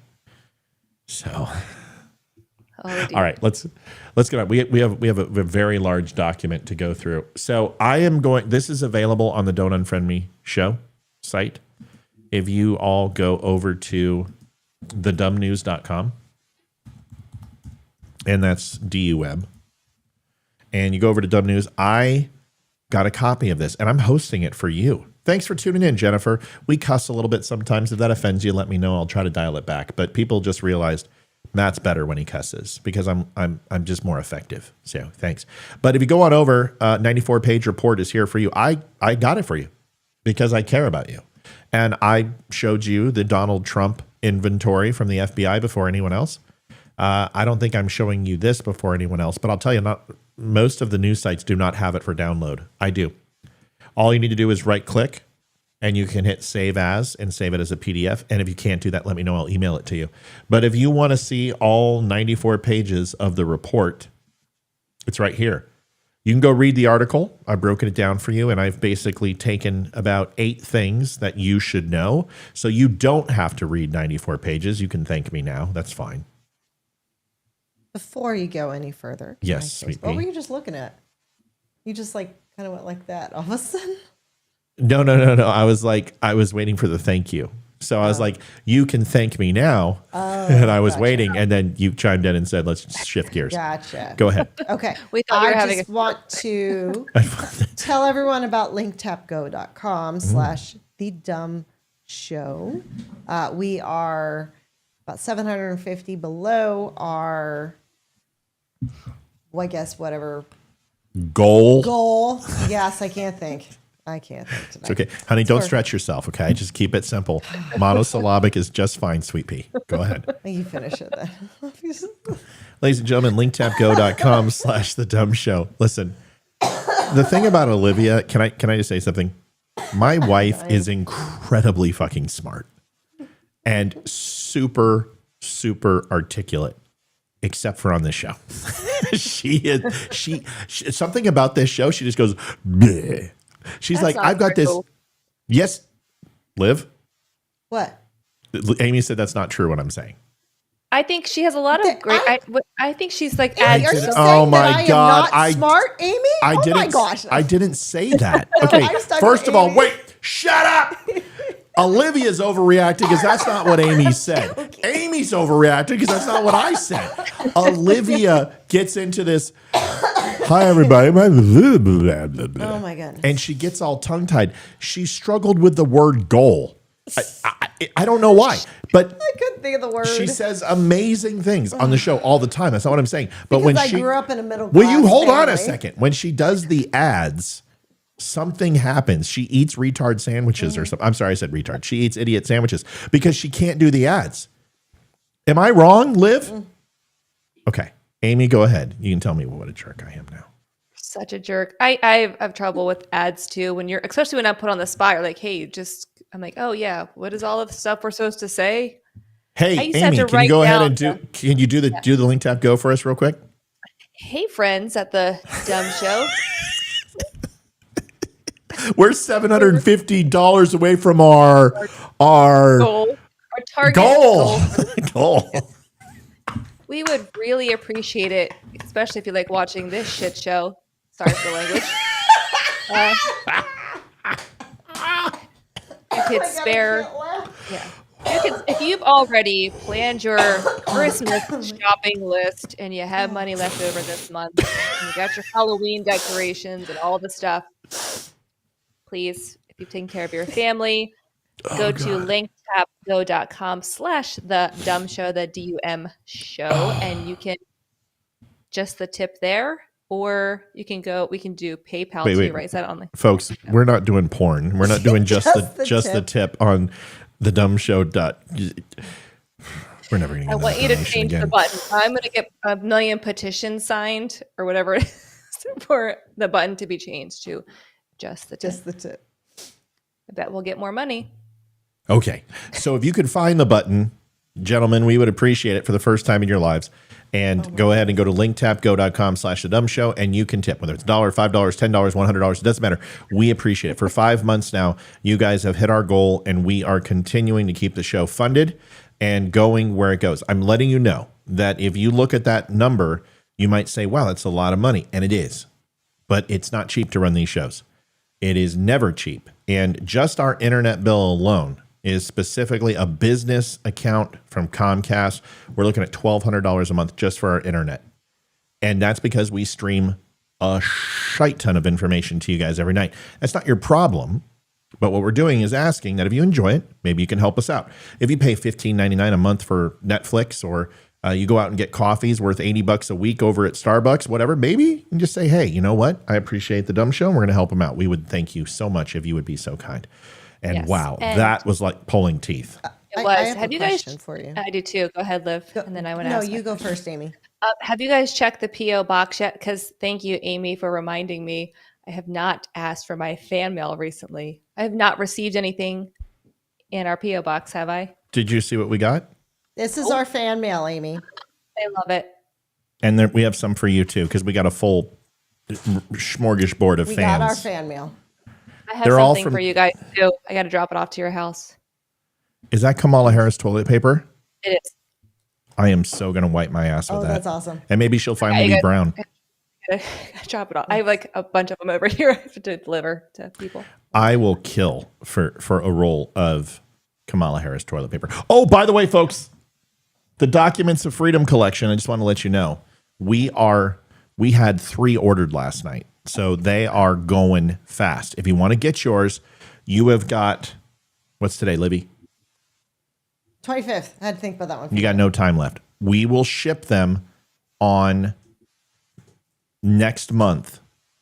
So the orders are filled for this month. I think we might have one or two more. Go ahead and order it. If you want to, get it now. You can go over to the site. It's 10% off. We already took actually $10 off. But the Documents of Freedom is still available. I think we have 2 more left for this month. I don't know. We may not. But either way,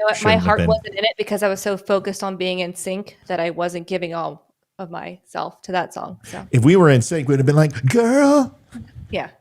girl, happy birthday, girl. Hey. That's not in sync. Yeah. I probably shouldn't have worn a long sleeve shirt tonight. I'm hot. Are you hot? Yes, I'm dying. Are those hairy pits sweaty? Yes, they are. No. All right. Here we go. Can we do this, please? I mean, seriously, I've been trying.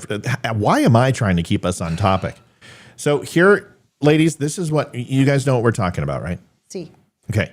So this is the report done by the Senate Oversight Committee in regards to the Butler investigation. And if you remember, Blumenthal, you know, the Marine Corps non-Vietnam veteran who claimed he was in Vietnam douche plow, he said that this was going to demonstrate some very scary information. And people were going to be very upset. Let me tell you, when I say this, I agree. And I don't like that guy at all. But he's right. I'm going to show you a couple of things. Now, you guys know I'm not a conspiracy theorist in any way, shape, or form. But January 6th is starting to bother me.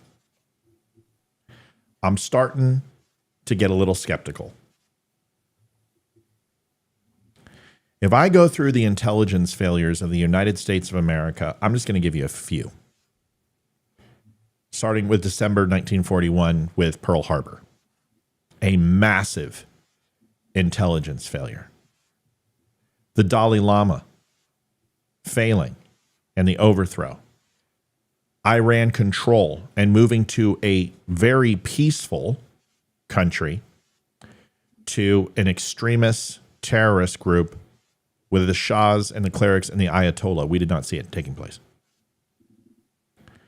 We can move into the Iran hostages and the soldiers that were killed and the special forces groups that were murdered based on faulty intelligence. Let's look at 9/11. Horrible intelligence failure. Let's look at, from there, weapons of mass destruction. We can talk about the step down in Syria and the chemical weapons that were supposed to be used in Syria. We can look at intelligence failures from pulling out of Afghanistan with Bagram Air Base and the exfil of Kabul Airport. We can look at the invasion of Vladimir Putin into Ukraine, which was a horrible intelligence failure. And I can keep going on and on and on. You can look at 49 intelligence officials signing fake letters in regards to the Hunter Biden laptop. How about 2016 Russian collusion that was completely missed? You know, Russia interfering in our election. Everything the intelligence communities have done over the last 65 years, and you're talking to a former intelligence official, has been an ultimate failure. Now, the excuse from the CIA, the NSA, the ONI, the FBI, and all my brothers and sisters who are currently working in intelligence will be, yeah, but you don't hear about the things that we actually do right. Yes, we do, and I know them all. And I can tell you what those are, too. But I can also tell you in the intelligence industry, in the intelligence agencies, failure is not an option. The adage is for every 1,000 things you get right, you can't get one thing wrong. Because in intelligence, that is not the way it works. Because if you have an ultimate failure in your intel apparatus where you miss something of such magnitude, you have to start from scratch. That is how bad an intelligence failure has to take place. From human intelligence to electronic intelligence to radar, it doesn't matter. For every single type of intelligence, you have multiple redundancies to ensure that things of this magnitude don't take place, and we are reoccurring failing on every level, including the FBI with these shootings. Every mass shooting, it seems that the FBI has interviewed these people and nothing is done. There's no follow-up. Nothing takes place. So now I have to look at, and J6 was an intelligence failure, by the way. J6 took place and they were literally communicating what they were going to do. We had FBI undercover. We had U.S. Marshals undercover. We had deputies undercover working in the United States in these groups like the Proud Boys and the Oath Keepers. They were working inside these white nationalist groups, and it was a complete and abysmal failure. So when I think about J6, I'm going to say the following. I'm going to show you a video that you probably did not see, and it's going to blow your fucking world apart. So if you're not paying attention and you're not listening, you better start now. And you better open up your ears. Yeah.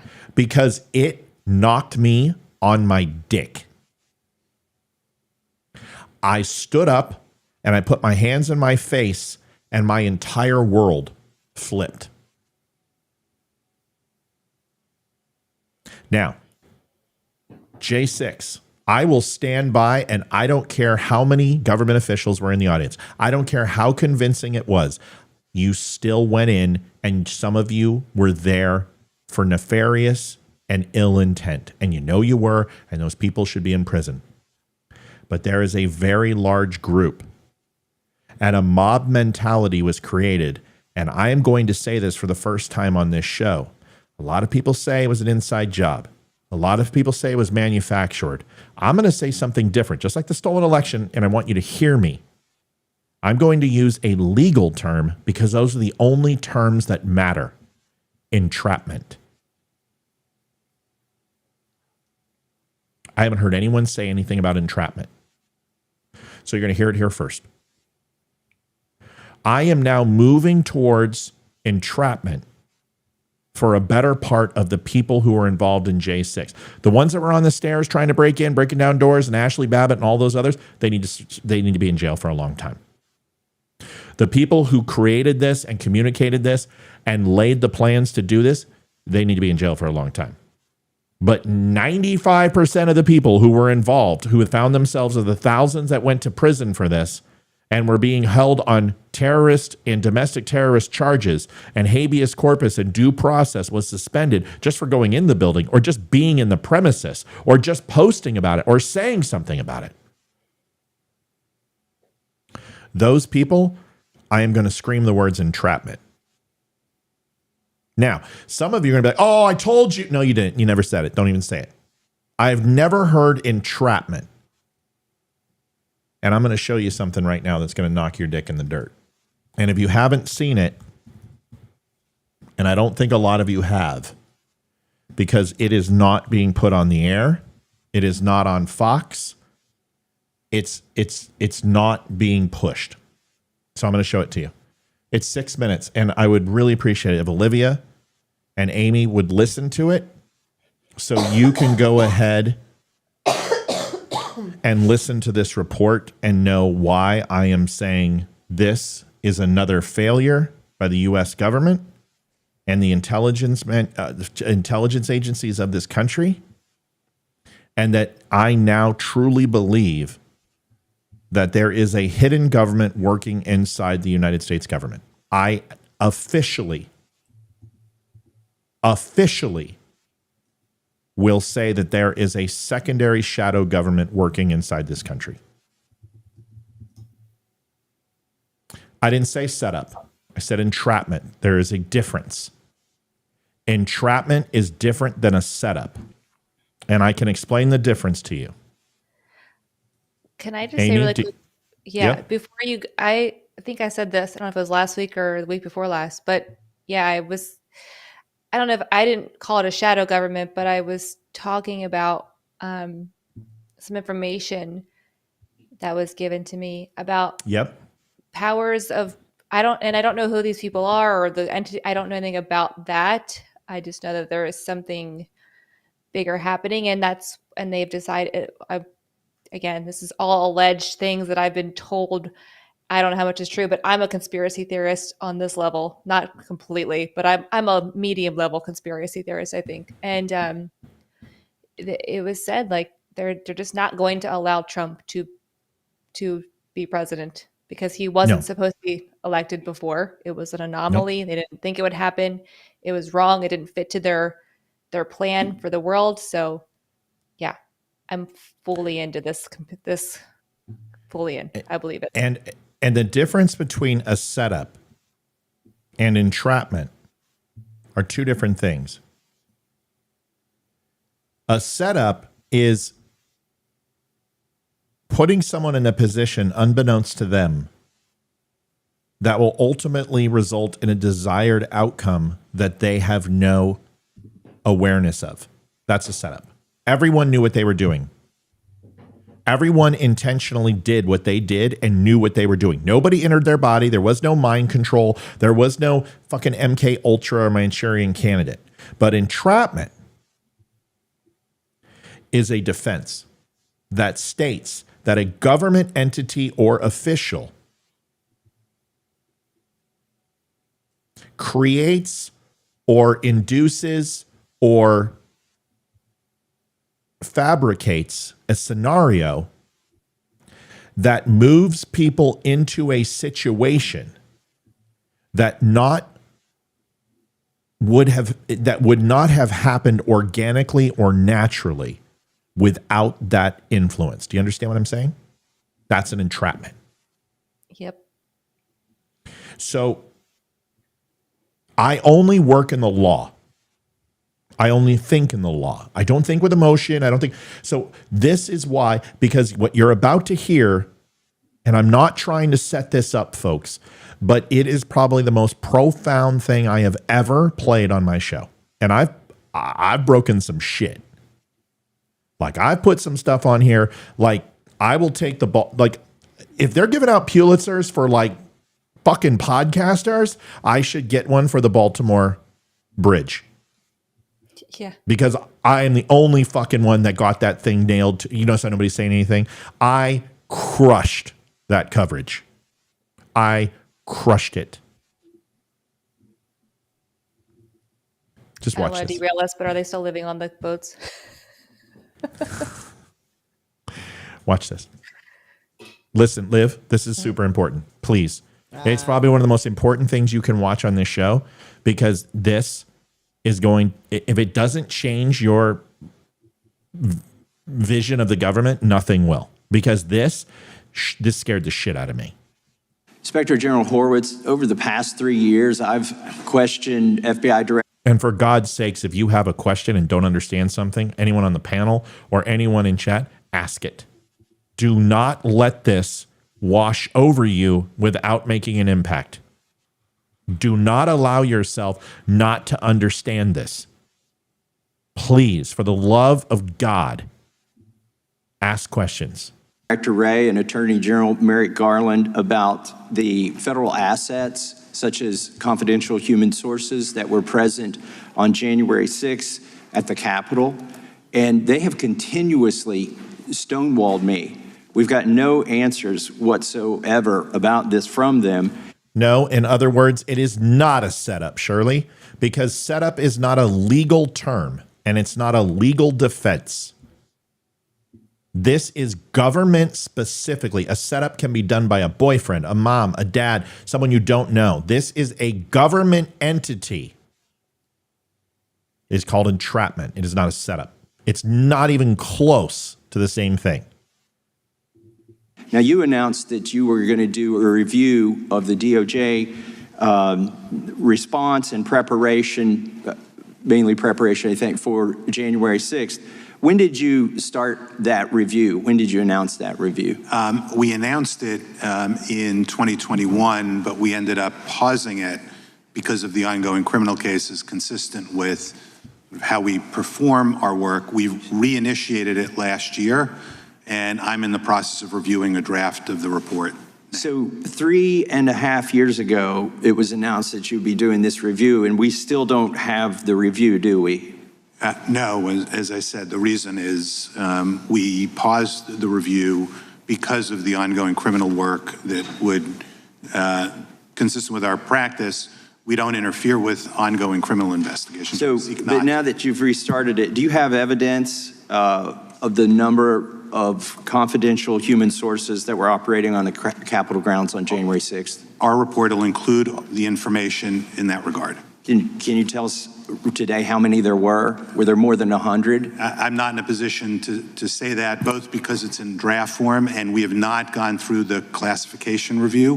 And so I need to be careful on what I say. So we're 4 years in. The reason to do these reports, I think, is so we don't make this, if there were any mistakes, not to make the same mistakes again, but we are just weeks away from the inauguration. We're 4 years, almost 4 years into this report. When is it going to be released? It's certainly my hope and expectation, although I don't control this entirely because it has to go through a classification review, but certainly in the next couple of months is my hope. Do you think, is there any consideration for the election about the release of this report? Would you delay it in order to not release it right before the election?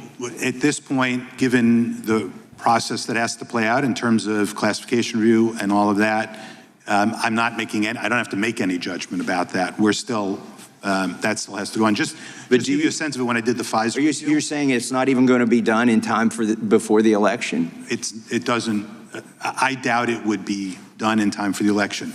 Is it going to be done before the inauguration? That is certainly my hope. And my your hope. We're 4 years into it, and we know what we do know is you're going to expose that there were confidential human sources. When they say confidential human sources, that does not mean just standard everyday people.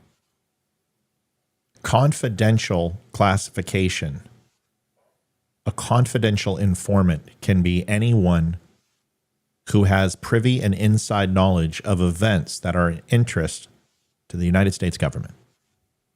And that doesn't matter whether that's state, city, local, federal. When you say Thomas Massie, he traps him in this next segment. And this is the one that will blow you away because they openly admit that they had government agents in the crowd posing as Trump supporters. And I'll tell you why in just a second. This already should make you go, what the fuck? But when they say this, I'll explain. At the Capitol, can you tell us today how many went into the Capitol? The person being questioned is Inspector General. So this is the IG who's doing the investigation on J6. I'll have that information in the report. I'm not able to speak to information in there, both because it's in draft and we get a response from the department and the FBI, okay, but also because I don't know yet what's classified and not classified. So if they broke the law, if they went into the Capitol, we pretty much know there were confidential human sources who went into the Capitol and No, Thomas, it's not, because you haven't heard the other part. Thomas is like, that would be non-agents working as informants and possible instigators. Yeah, until he says the following coming up. There alongside of everybody else.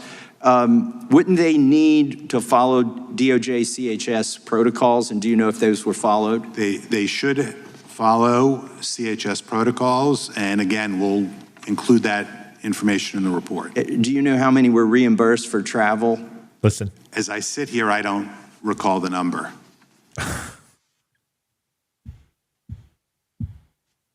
He just admitted. The answer is, I have no information available that anyone was compensated or reimbursed. That's not what he said. Right. He openly admitted, which means they're T&E. And once you provide expense report, that is different than paying a fee for a CI or a retainer for a CI. That is a cash transaction. That is a quid pro quo situation. A promise to help a family member, whatever it would be for a CI. An expense report means they're on the government T&E. What's T&E? Essentially tax expenses. Got it. Travel and expenses is what T&E is, which means that they are on the budget and the payroll of the United States government. That is very much different than a CI. You can. There's a couple people who will be able to tell you this. Thomas would be able to. Tina, if she's here. Tina says usually have to do verification buys or whatever to receive CI status.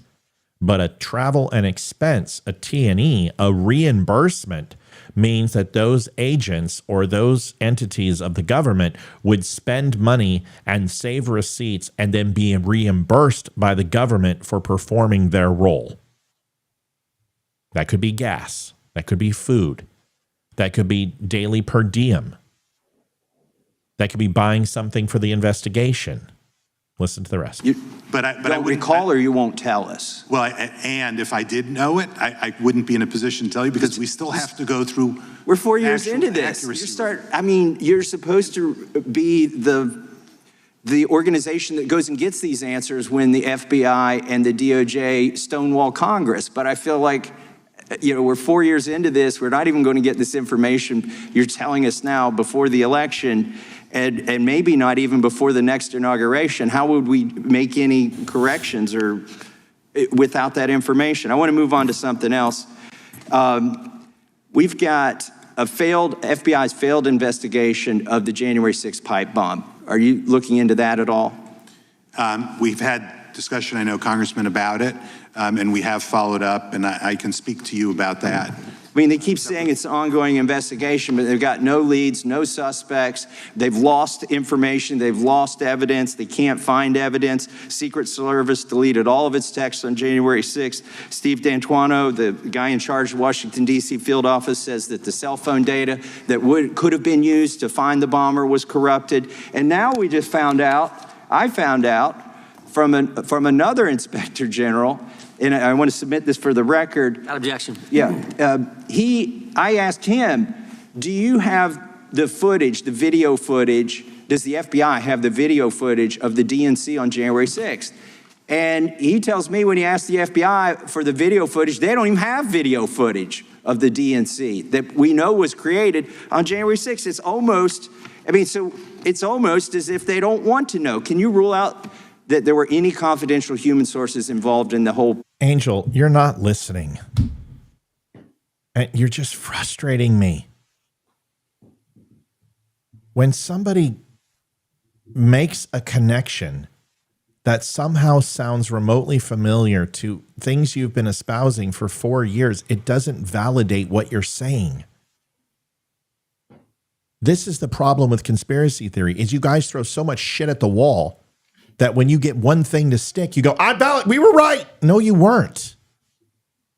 No, you weren't. That's not what's being said. Nobody controlled. Those were Trump supporters. You guys said it was all Antifa and FBI. That's what's been said. The conspiracy theory is it's all plants. Those aren't Trump supporters. Not one Trump supporter did any of that. That's the conspiracy theory. That it was FBI and Antifa and paid plants and government agents. That is not what's being said. What's being said is that Trump supporters who were there to do nefarious things, and there were about 150 of them who were there to take prisoners, to use zip ties and hold hostages. Those people deserve to be held accountable. But there is also 3,000 others who were entrapped in a staged event to instigate multiple felonies and misdemeanors in that environment based upon government action. There is a very big difference. And then there were 57,000 people there who did nothing but attend a Stop the Steal rally and went home. What I can't stand is when people go, it's a conspiracy. I've been right for 4. No, you aren't. Ashley Babbitt broke the law. She encroached upon a secure location and broke into a contained area with multiple warnings. Nobody forced her to do that. Nobody forced those 100 people to threaten 3 Capitol Police who were protecting that barricade. There were doors barricaded and locked. They were reinforced with benches and chairs, and it was a Gandalf thou shall not pass situation. Those people need to be held accountable for their actions. I am talking about having people who were undercover working with these groups that did not report this intelligence, and once again, like what I'm about to show you with the assassination attempt, allowed it to happen. Brennan, Tapper, Comey, the intelligence agencies, Strzok and Page, FBI, people who wanted him out of power, people who wanted him to fail, Pelosi, Schumer, turned a blind eye to the CI network working inside these groups and did nothing about it.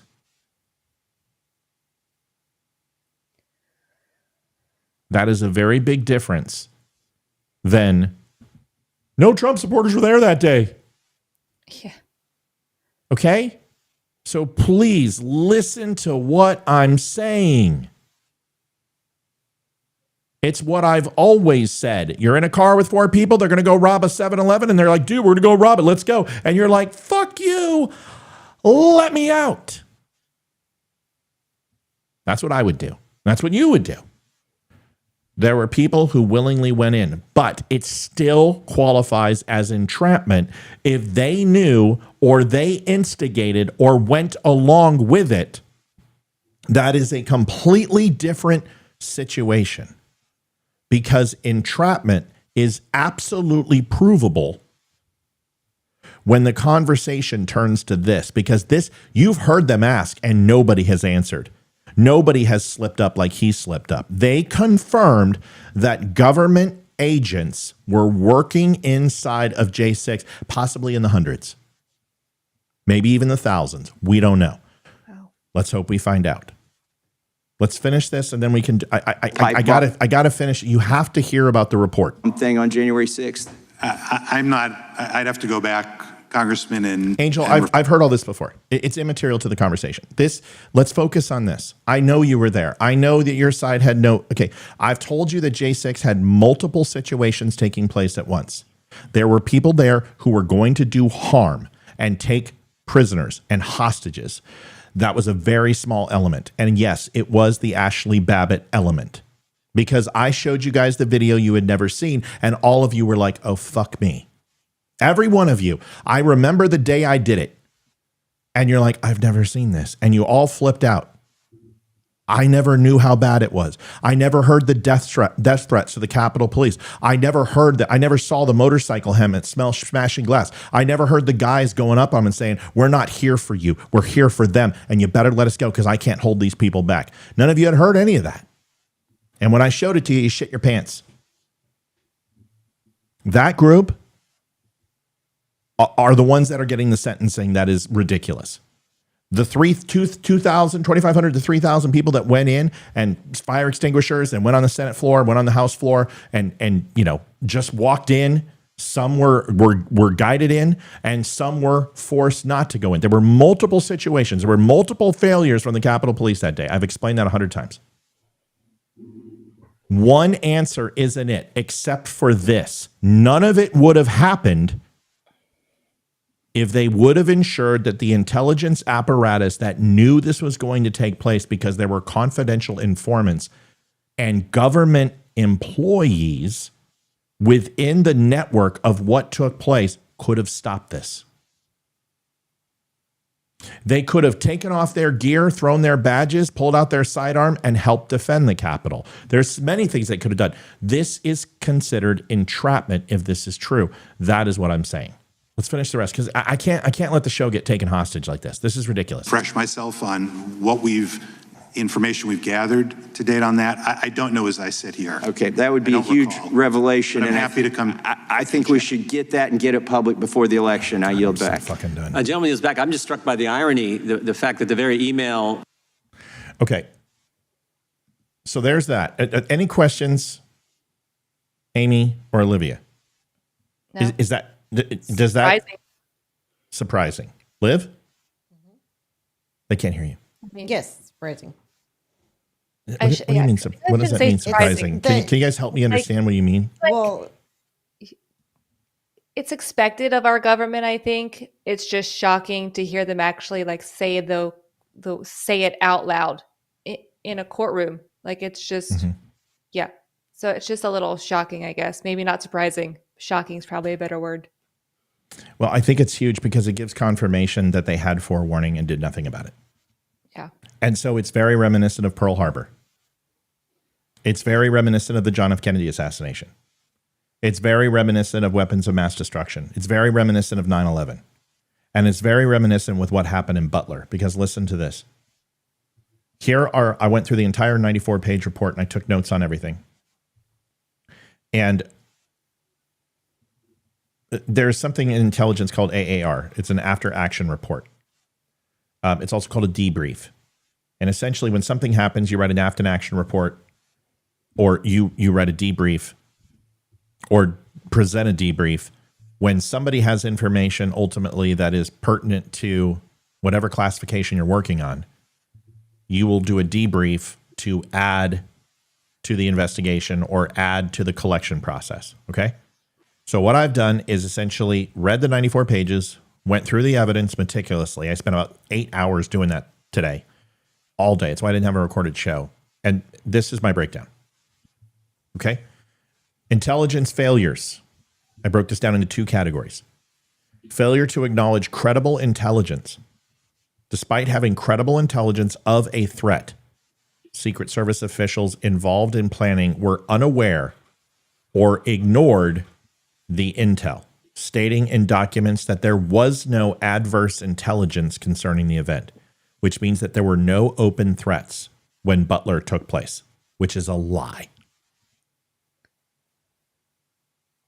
Inadequate communication with the FBI. The FBI did not respond to the Secret Service's request for intelligence, leaving key officials unaware of threats before the event. So the FBI did not respond to Secret Service. Secret Service made several requests for data and any threats before the event. This is all documented in the report.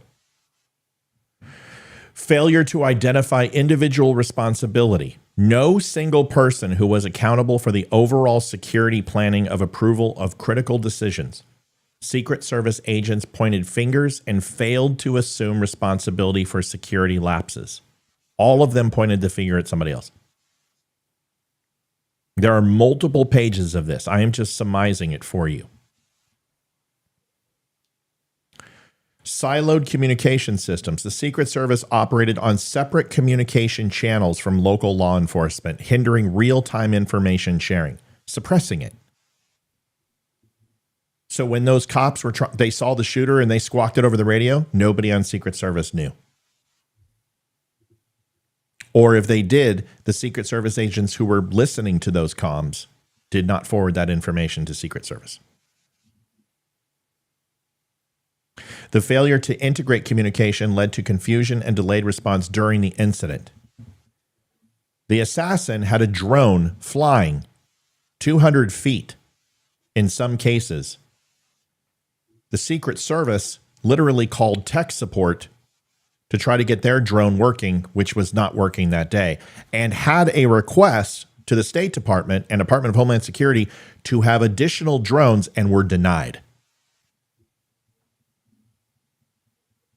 Delayed and disorganized planning. The Secret Service's planning meetings were described as disorganized, with crucial decisions being made without specific individuals taking responsibility. Here comes the juicy. Ignored line-of-sight vulnerabilities. The Secret Service identified the AGR building's roof as a line-of-sight vulnerability, but failed to ensure it was adequately covered or monitored, leaving a clear path for the assailant to carry out the attack. Failure to sweep high-risk areas. The AGR building, a key threat location, was not thoroughly swept or secured, allowing the assailant to position himself undetected prior to firing at any time. Unclear security responsibilities. The roles and responsibilities for covering critical areas were poorly defined, with local law enforcement believing they were responsible for sniper duties inside the AGR building, but not external surveillance, creating dangerous blind spots. Shocking points that would shock America. Here are the ones that will shock you. Failure to act on real-time threats. The Secret Service was aware of a suspicious individual near the AGR building with a rangefinder just minutes before the shooting, but failed to alert the protective detail or take immediate action to remove Trump from the stage. There was an active Iranian threat, and which is why they had counter sniper teams of 2.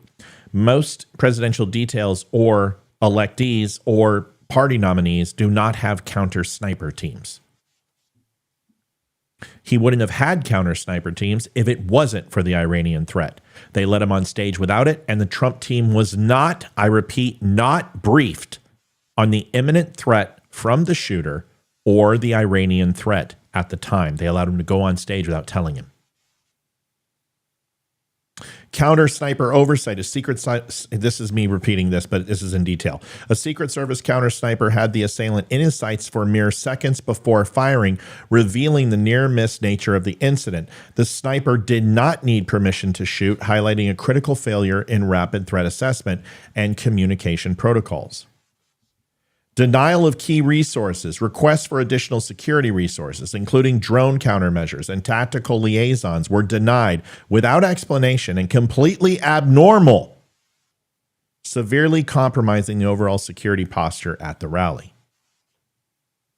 Malfunctioning equipment. Key counter unmanned aircraft systems were inoperable for hours. Listen to what I just said. Key counter unmanned aircraft systems were inoperable for hours. And Secret Service personnel had to troubleshoot via tech support hotline, demonstrating a shocking lack of preparedness in handling advanced security equipment that is now operable.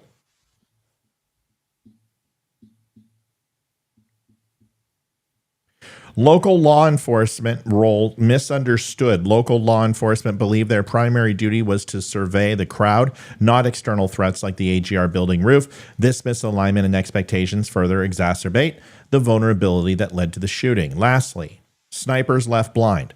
Local snipers were positioned behind glass with obstructed views, undermining their ability to effectively monitor high-risk areas and respond quickly to threats, minus objections from the sniper teams, saying something to the effect of, I can't fucking shoot through glass.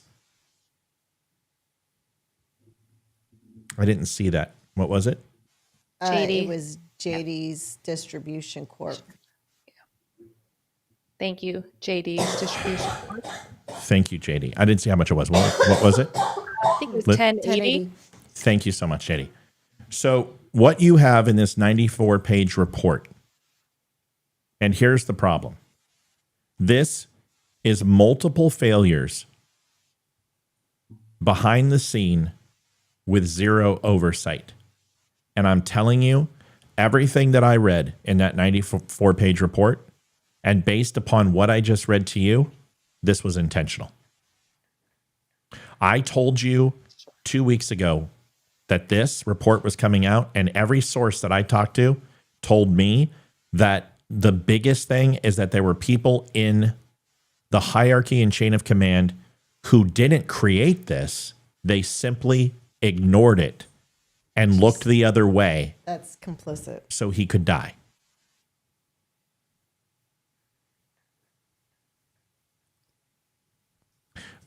Would you like me to repeat that? Because you now have evidence of it in this report. Drone systems that didn't work for hours, but then worked afterwards. Who has the technology to do that? Who has the technology to cut off communications from Secret Service and local departments? Who has the ability to change the sight line of snipers? Who has the ability to put up protective barriers which will slow down response? Who has the ability to hold information that there is a state and a foreign threat, a credible threat of Trump that day that they were aware of 24 hours in advance, knowing that Iran had made threats? Who has the capability to ignore intel, shut off communications from local police department who are responsible for integrity of outward security.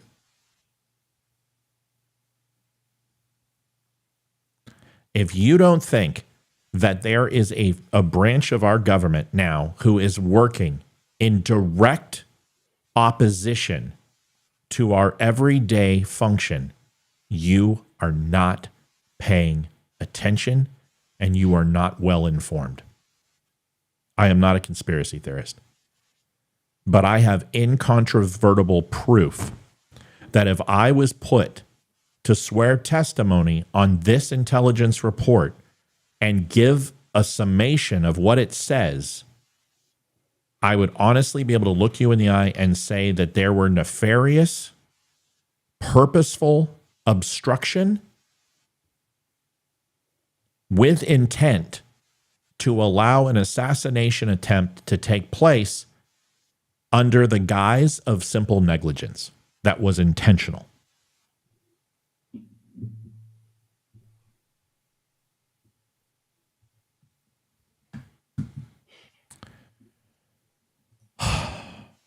I've got one more video, but I would love to get your thoughts on this because I know this is a long one, but this one,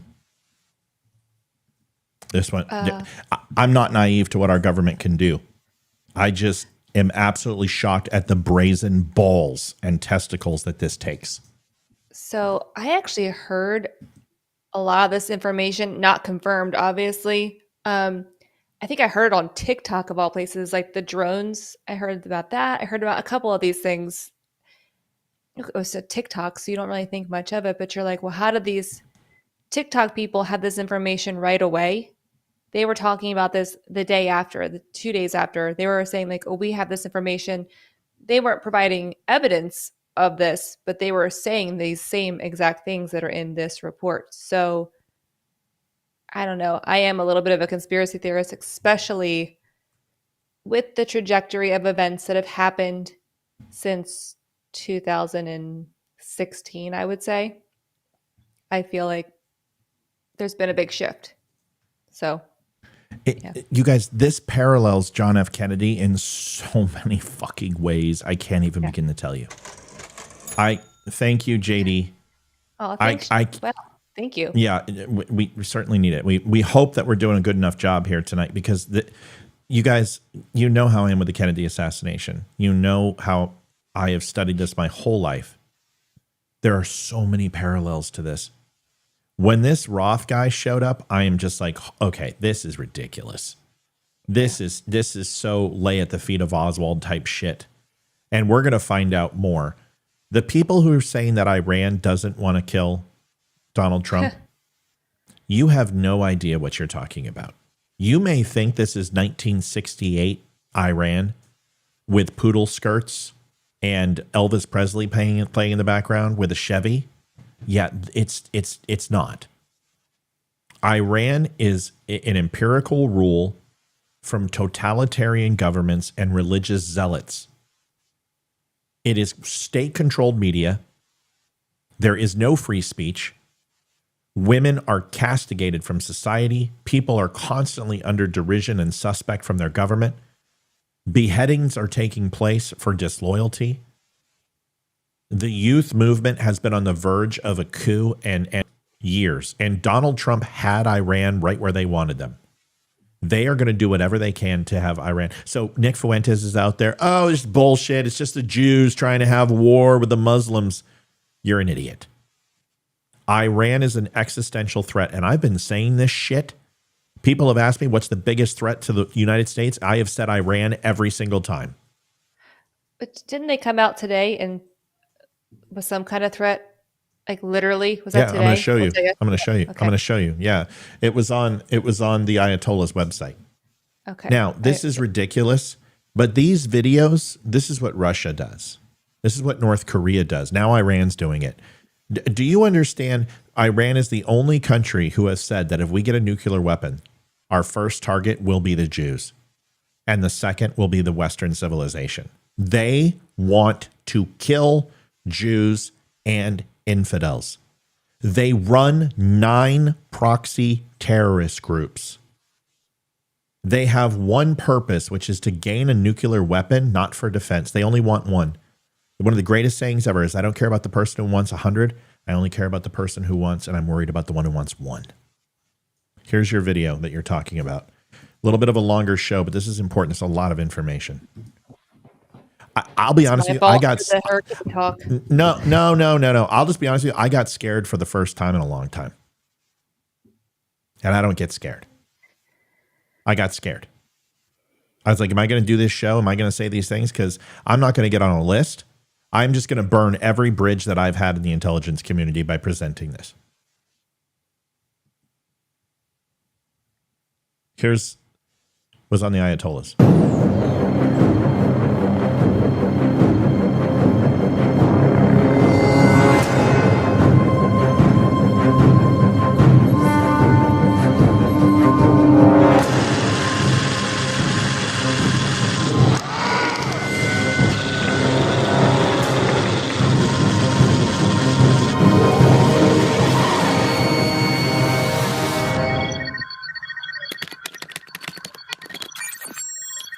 First of all, Iran doesn't have anything fucking close to this technology. So this is a fucking movie. This is stupid.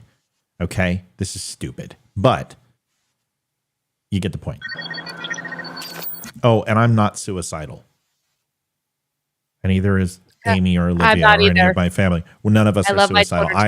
I am happy and I am in love and I love my life and my children. I am not suicidal. Same.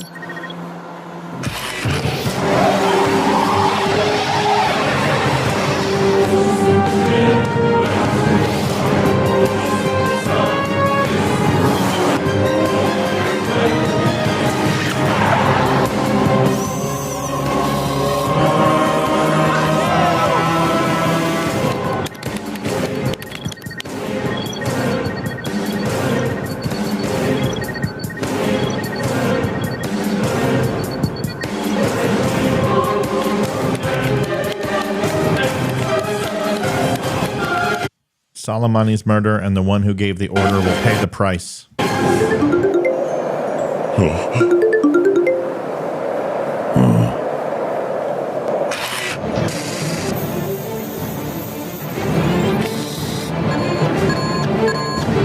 Iran doesn't have B2s, and they're not going to hack a B2.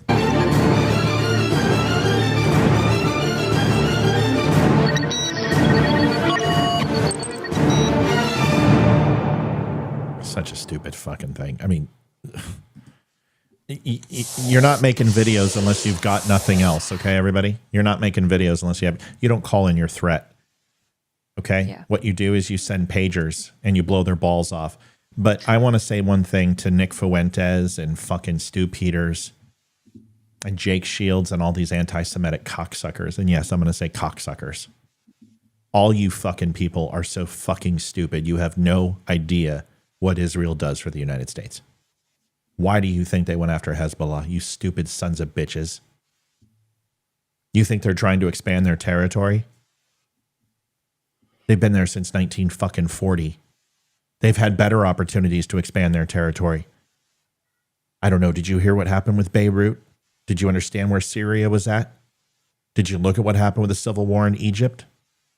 You don't think those were great opportunities to expand their territory? Why would they do it when the Muslims are the strongest they've ever been? Why would they do it when they have the Abraham Accords? Why would they risk that? They were in peace talks. They were one step away from signing over 40% of the Muslim community in Saudi Arabia ready to sign a peace accord. And October 7th happened. The worst thing ever for Iran, for Syria, for Egypt, for UAE, for Qatar, for Jordan, for Yemen, is for peace in the Middle East with the Jews. 3 Islam countries made peace with the Jews, and Saudi Arabia was this close. This is an effort to create absolute 100% genocide to the Israelites, to the land of Israel, and it's propagated by Iran. And if anyone thinks that Iran is not responsible for this, you have no idea what's going on in that region. Israel is going to be fighting a multifaceted war from multiple countries And they are proactively taking out these terrorist cells one by one. And my opinion is let them. You guys have just no clue. Mossad is not our enemy. Israel is not our enemy. And this rhetoric must stop. Because I'm going to tell you what, if they get a nuke, you're going to find out why. And everyone who thinks that Iran is our friend and Muslims are our friend, you've never served a day over there. You've never been over there. You have no fucking clue what you're talking about. You're a complete idiot. That's all I got to say. Amy, thanks. And Liv, thanks for listening. I don't know what else to say, but that right there should scare everybody. It should scare you because that's what they want to do. Yep. They want to kill Trump because of Soleimani. Yeah. Someone just said, watch Derek Johnson's latest video, and they want your military assessment. I don't know. I don't know who it is. Just send me the link. Okay. Send me the link. I don't know who Derek Johnson is. Okay. Amy, wrap us up. I'd just like to reiterate that I am not suicidal, and my car just got out of the shop, so my brakes are in working order. Everything's above board in my house, and I think this is a good show. I think it's important more now than ever that we start looking for not only the right evidence to support what the news media is telling us, but why they're telling us what they're telling us, and think about beyond that. Why would they give me this piece of information when I'm clearly seeing something else with my own eyes? I mean, it's so obvious right now. And just teach your children to do the same. Question everything. There's nothing wrong with asking questions. And keep praying for this messed up world we live in. It just baffles me, folks, that you can't see the forest through the trees. They were days away from signing a peace treaty, the first time ever in the Middle East. Saudi Arabia, the largest, most influential Muslim country in the world, was going to sign a peace treaty with the Jews. Open free trade, open exchange of ideas, a roundtable accord annually, a summit with the Jews where all Arab leaders and Jewish leaders would meet together. Do you understand who created that? Do you understand who started that? Do you understand how open conflict stabilizes government to be able to spend an exorbitant amount of money? Do you want to know why Democrats don't cut the defense budget? Do you want to know why they don't foreclose on these government contracts of people not creating weaponry for 20 years and still pay these contracts? This amount of money is an incredible revenue source for the United States government. And if you think that they want world peace, you haven't been paying attention. Iran wants to ensure that Jewish blood is spilled by Muslims, because here's what happens when they don't. Muslims kill each other.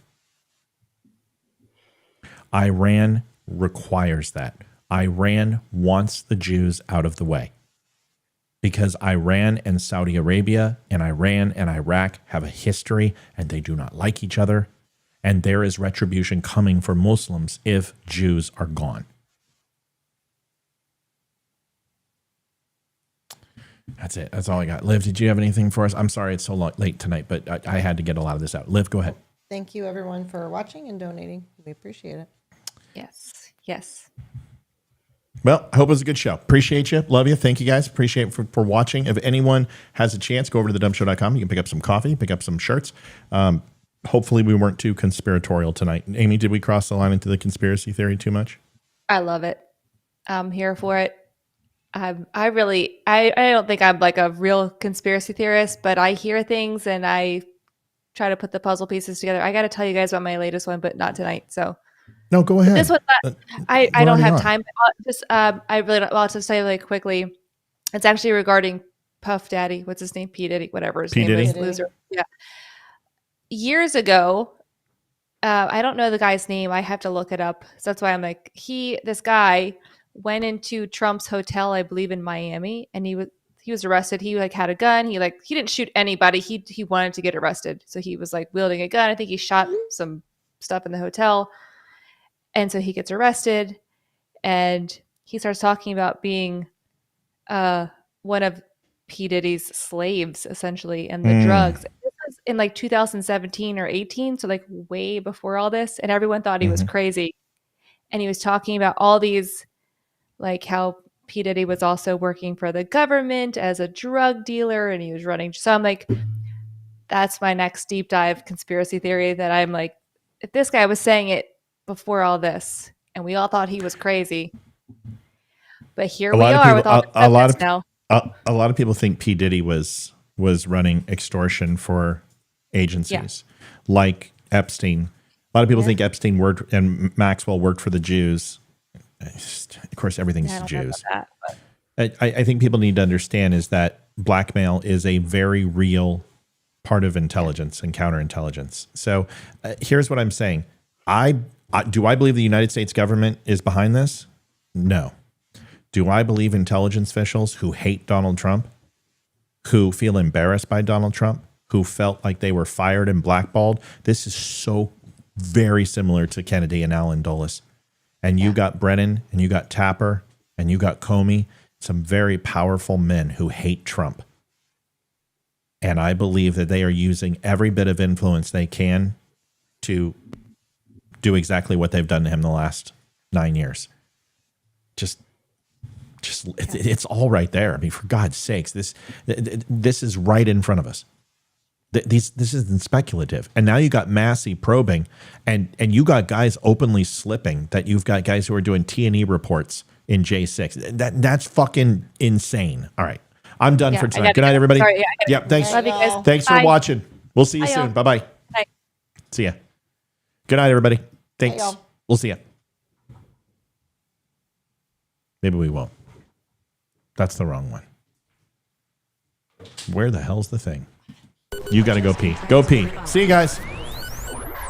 This is the Don't Unfriend Me Show with your hosts, Matt, Leroy, Amy, and Olivia. Geopolitics, military analysis, and election coverage. Coming to you live on all major social media channels at The DUM Show. Honest, direct, unfiltered. We can agree, we can disagree. Just don't unfriend me.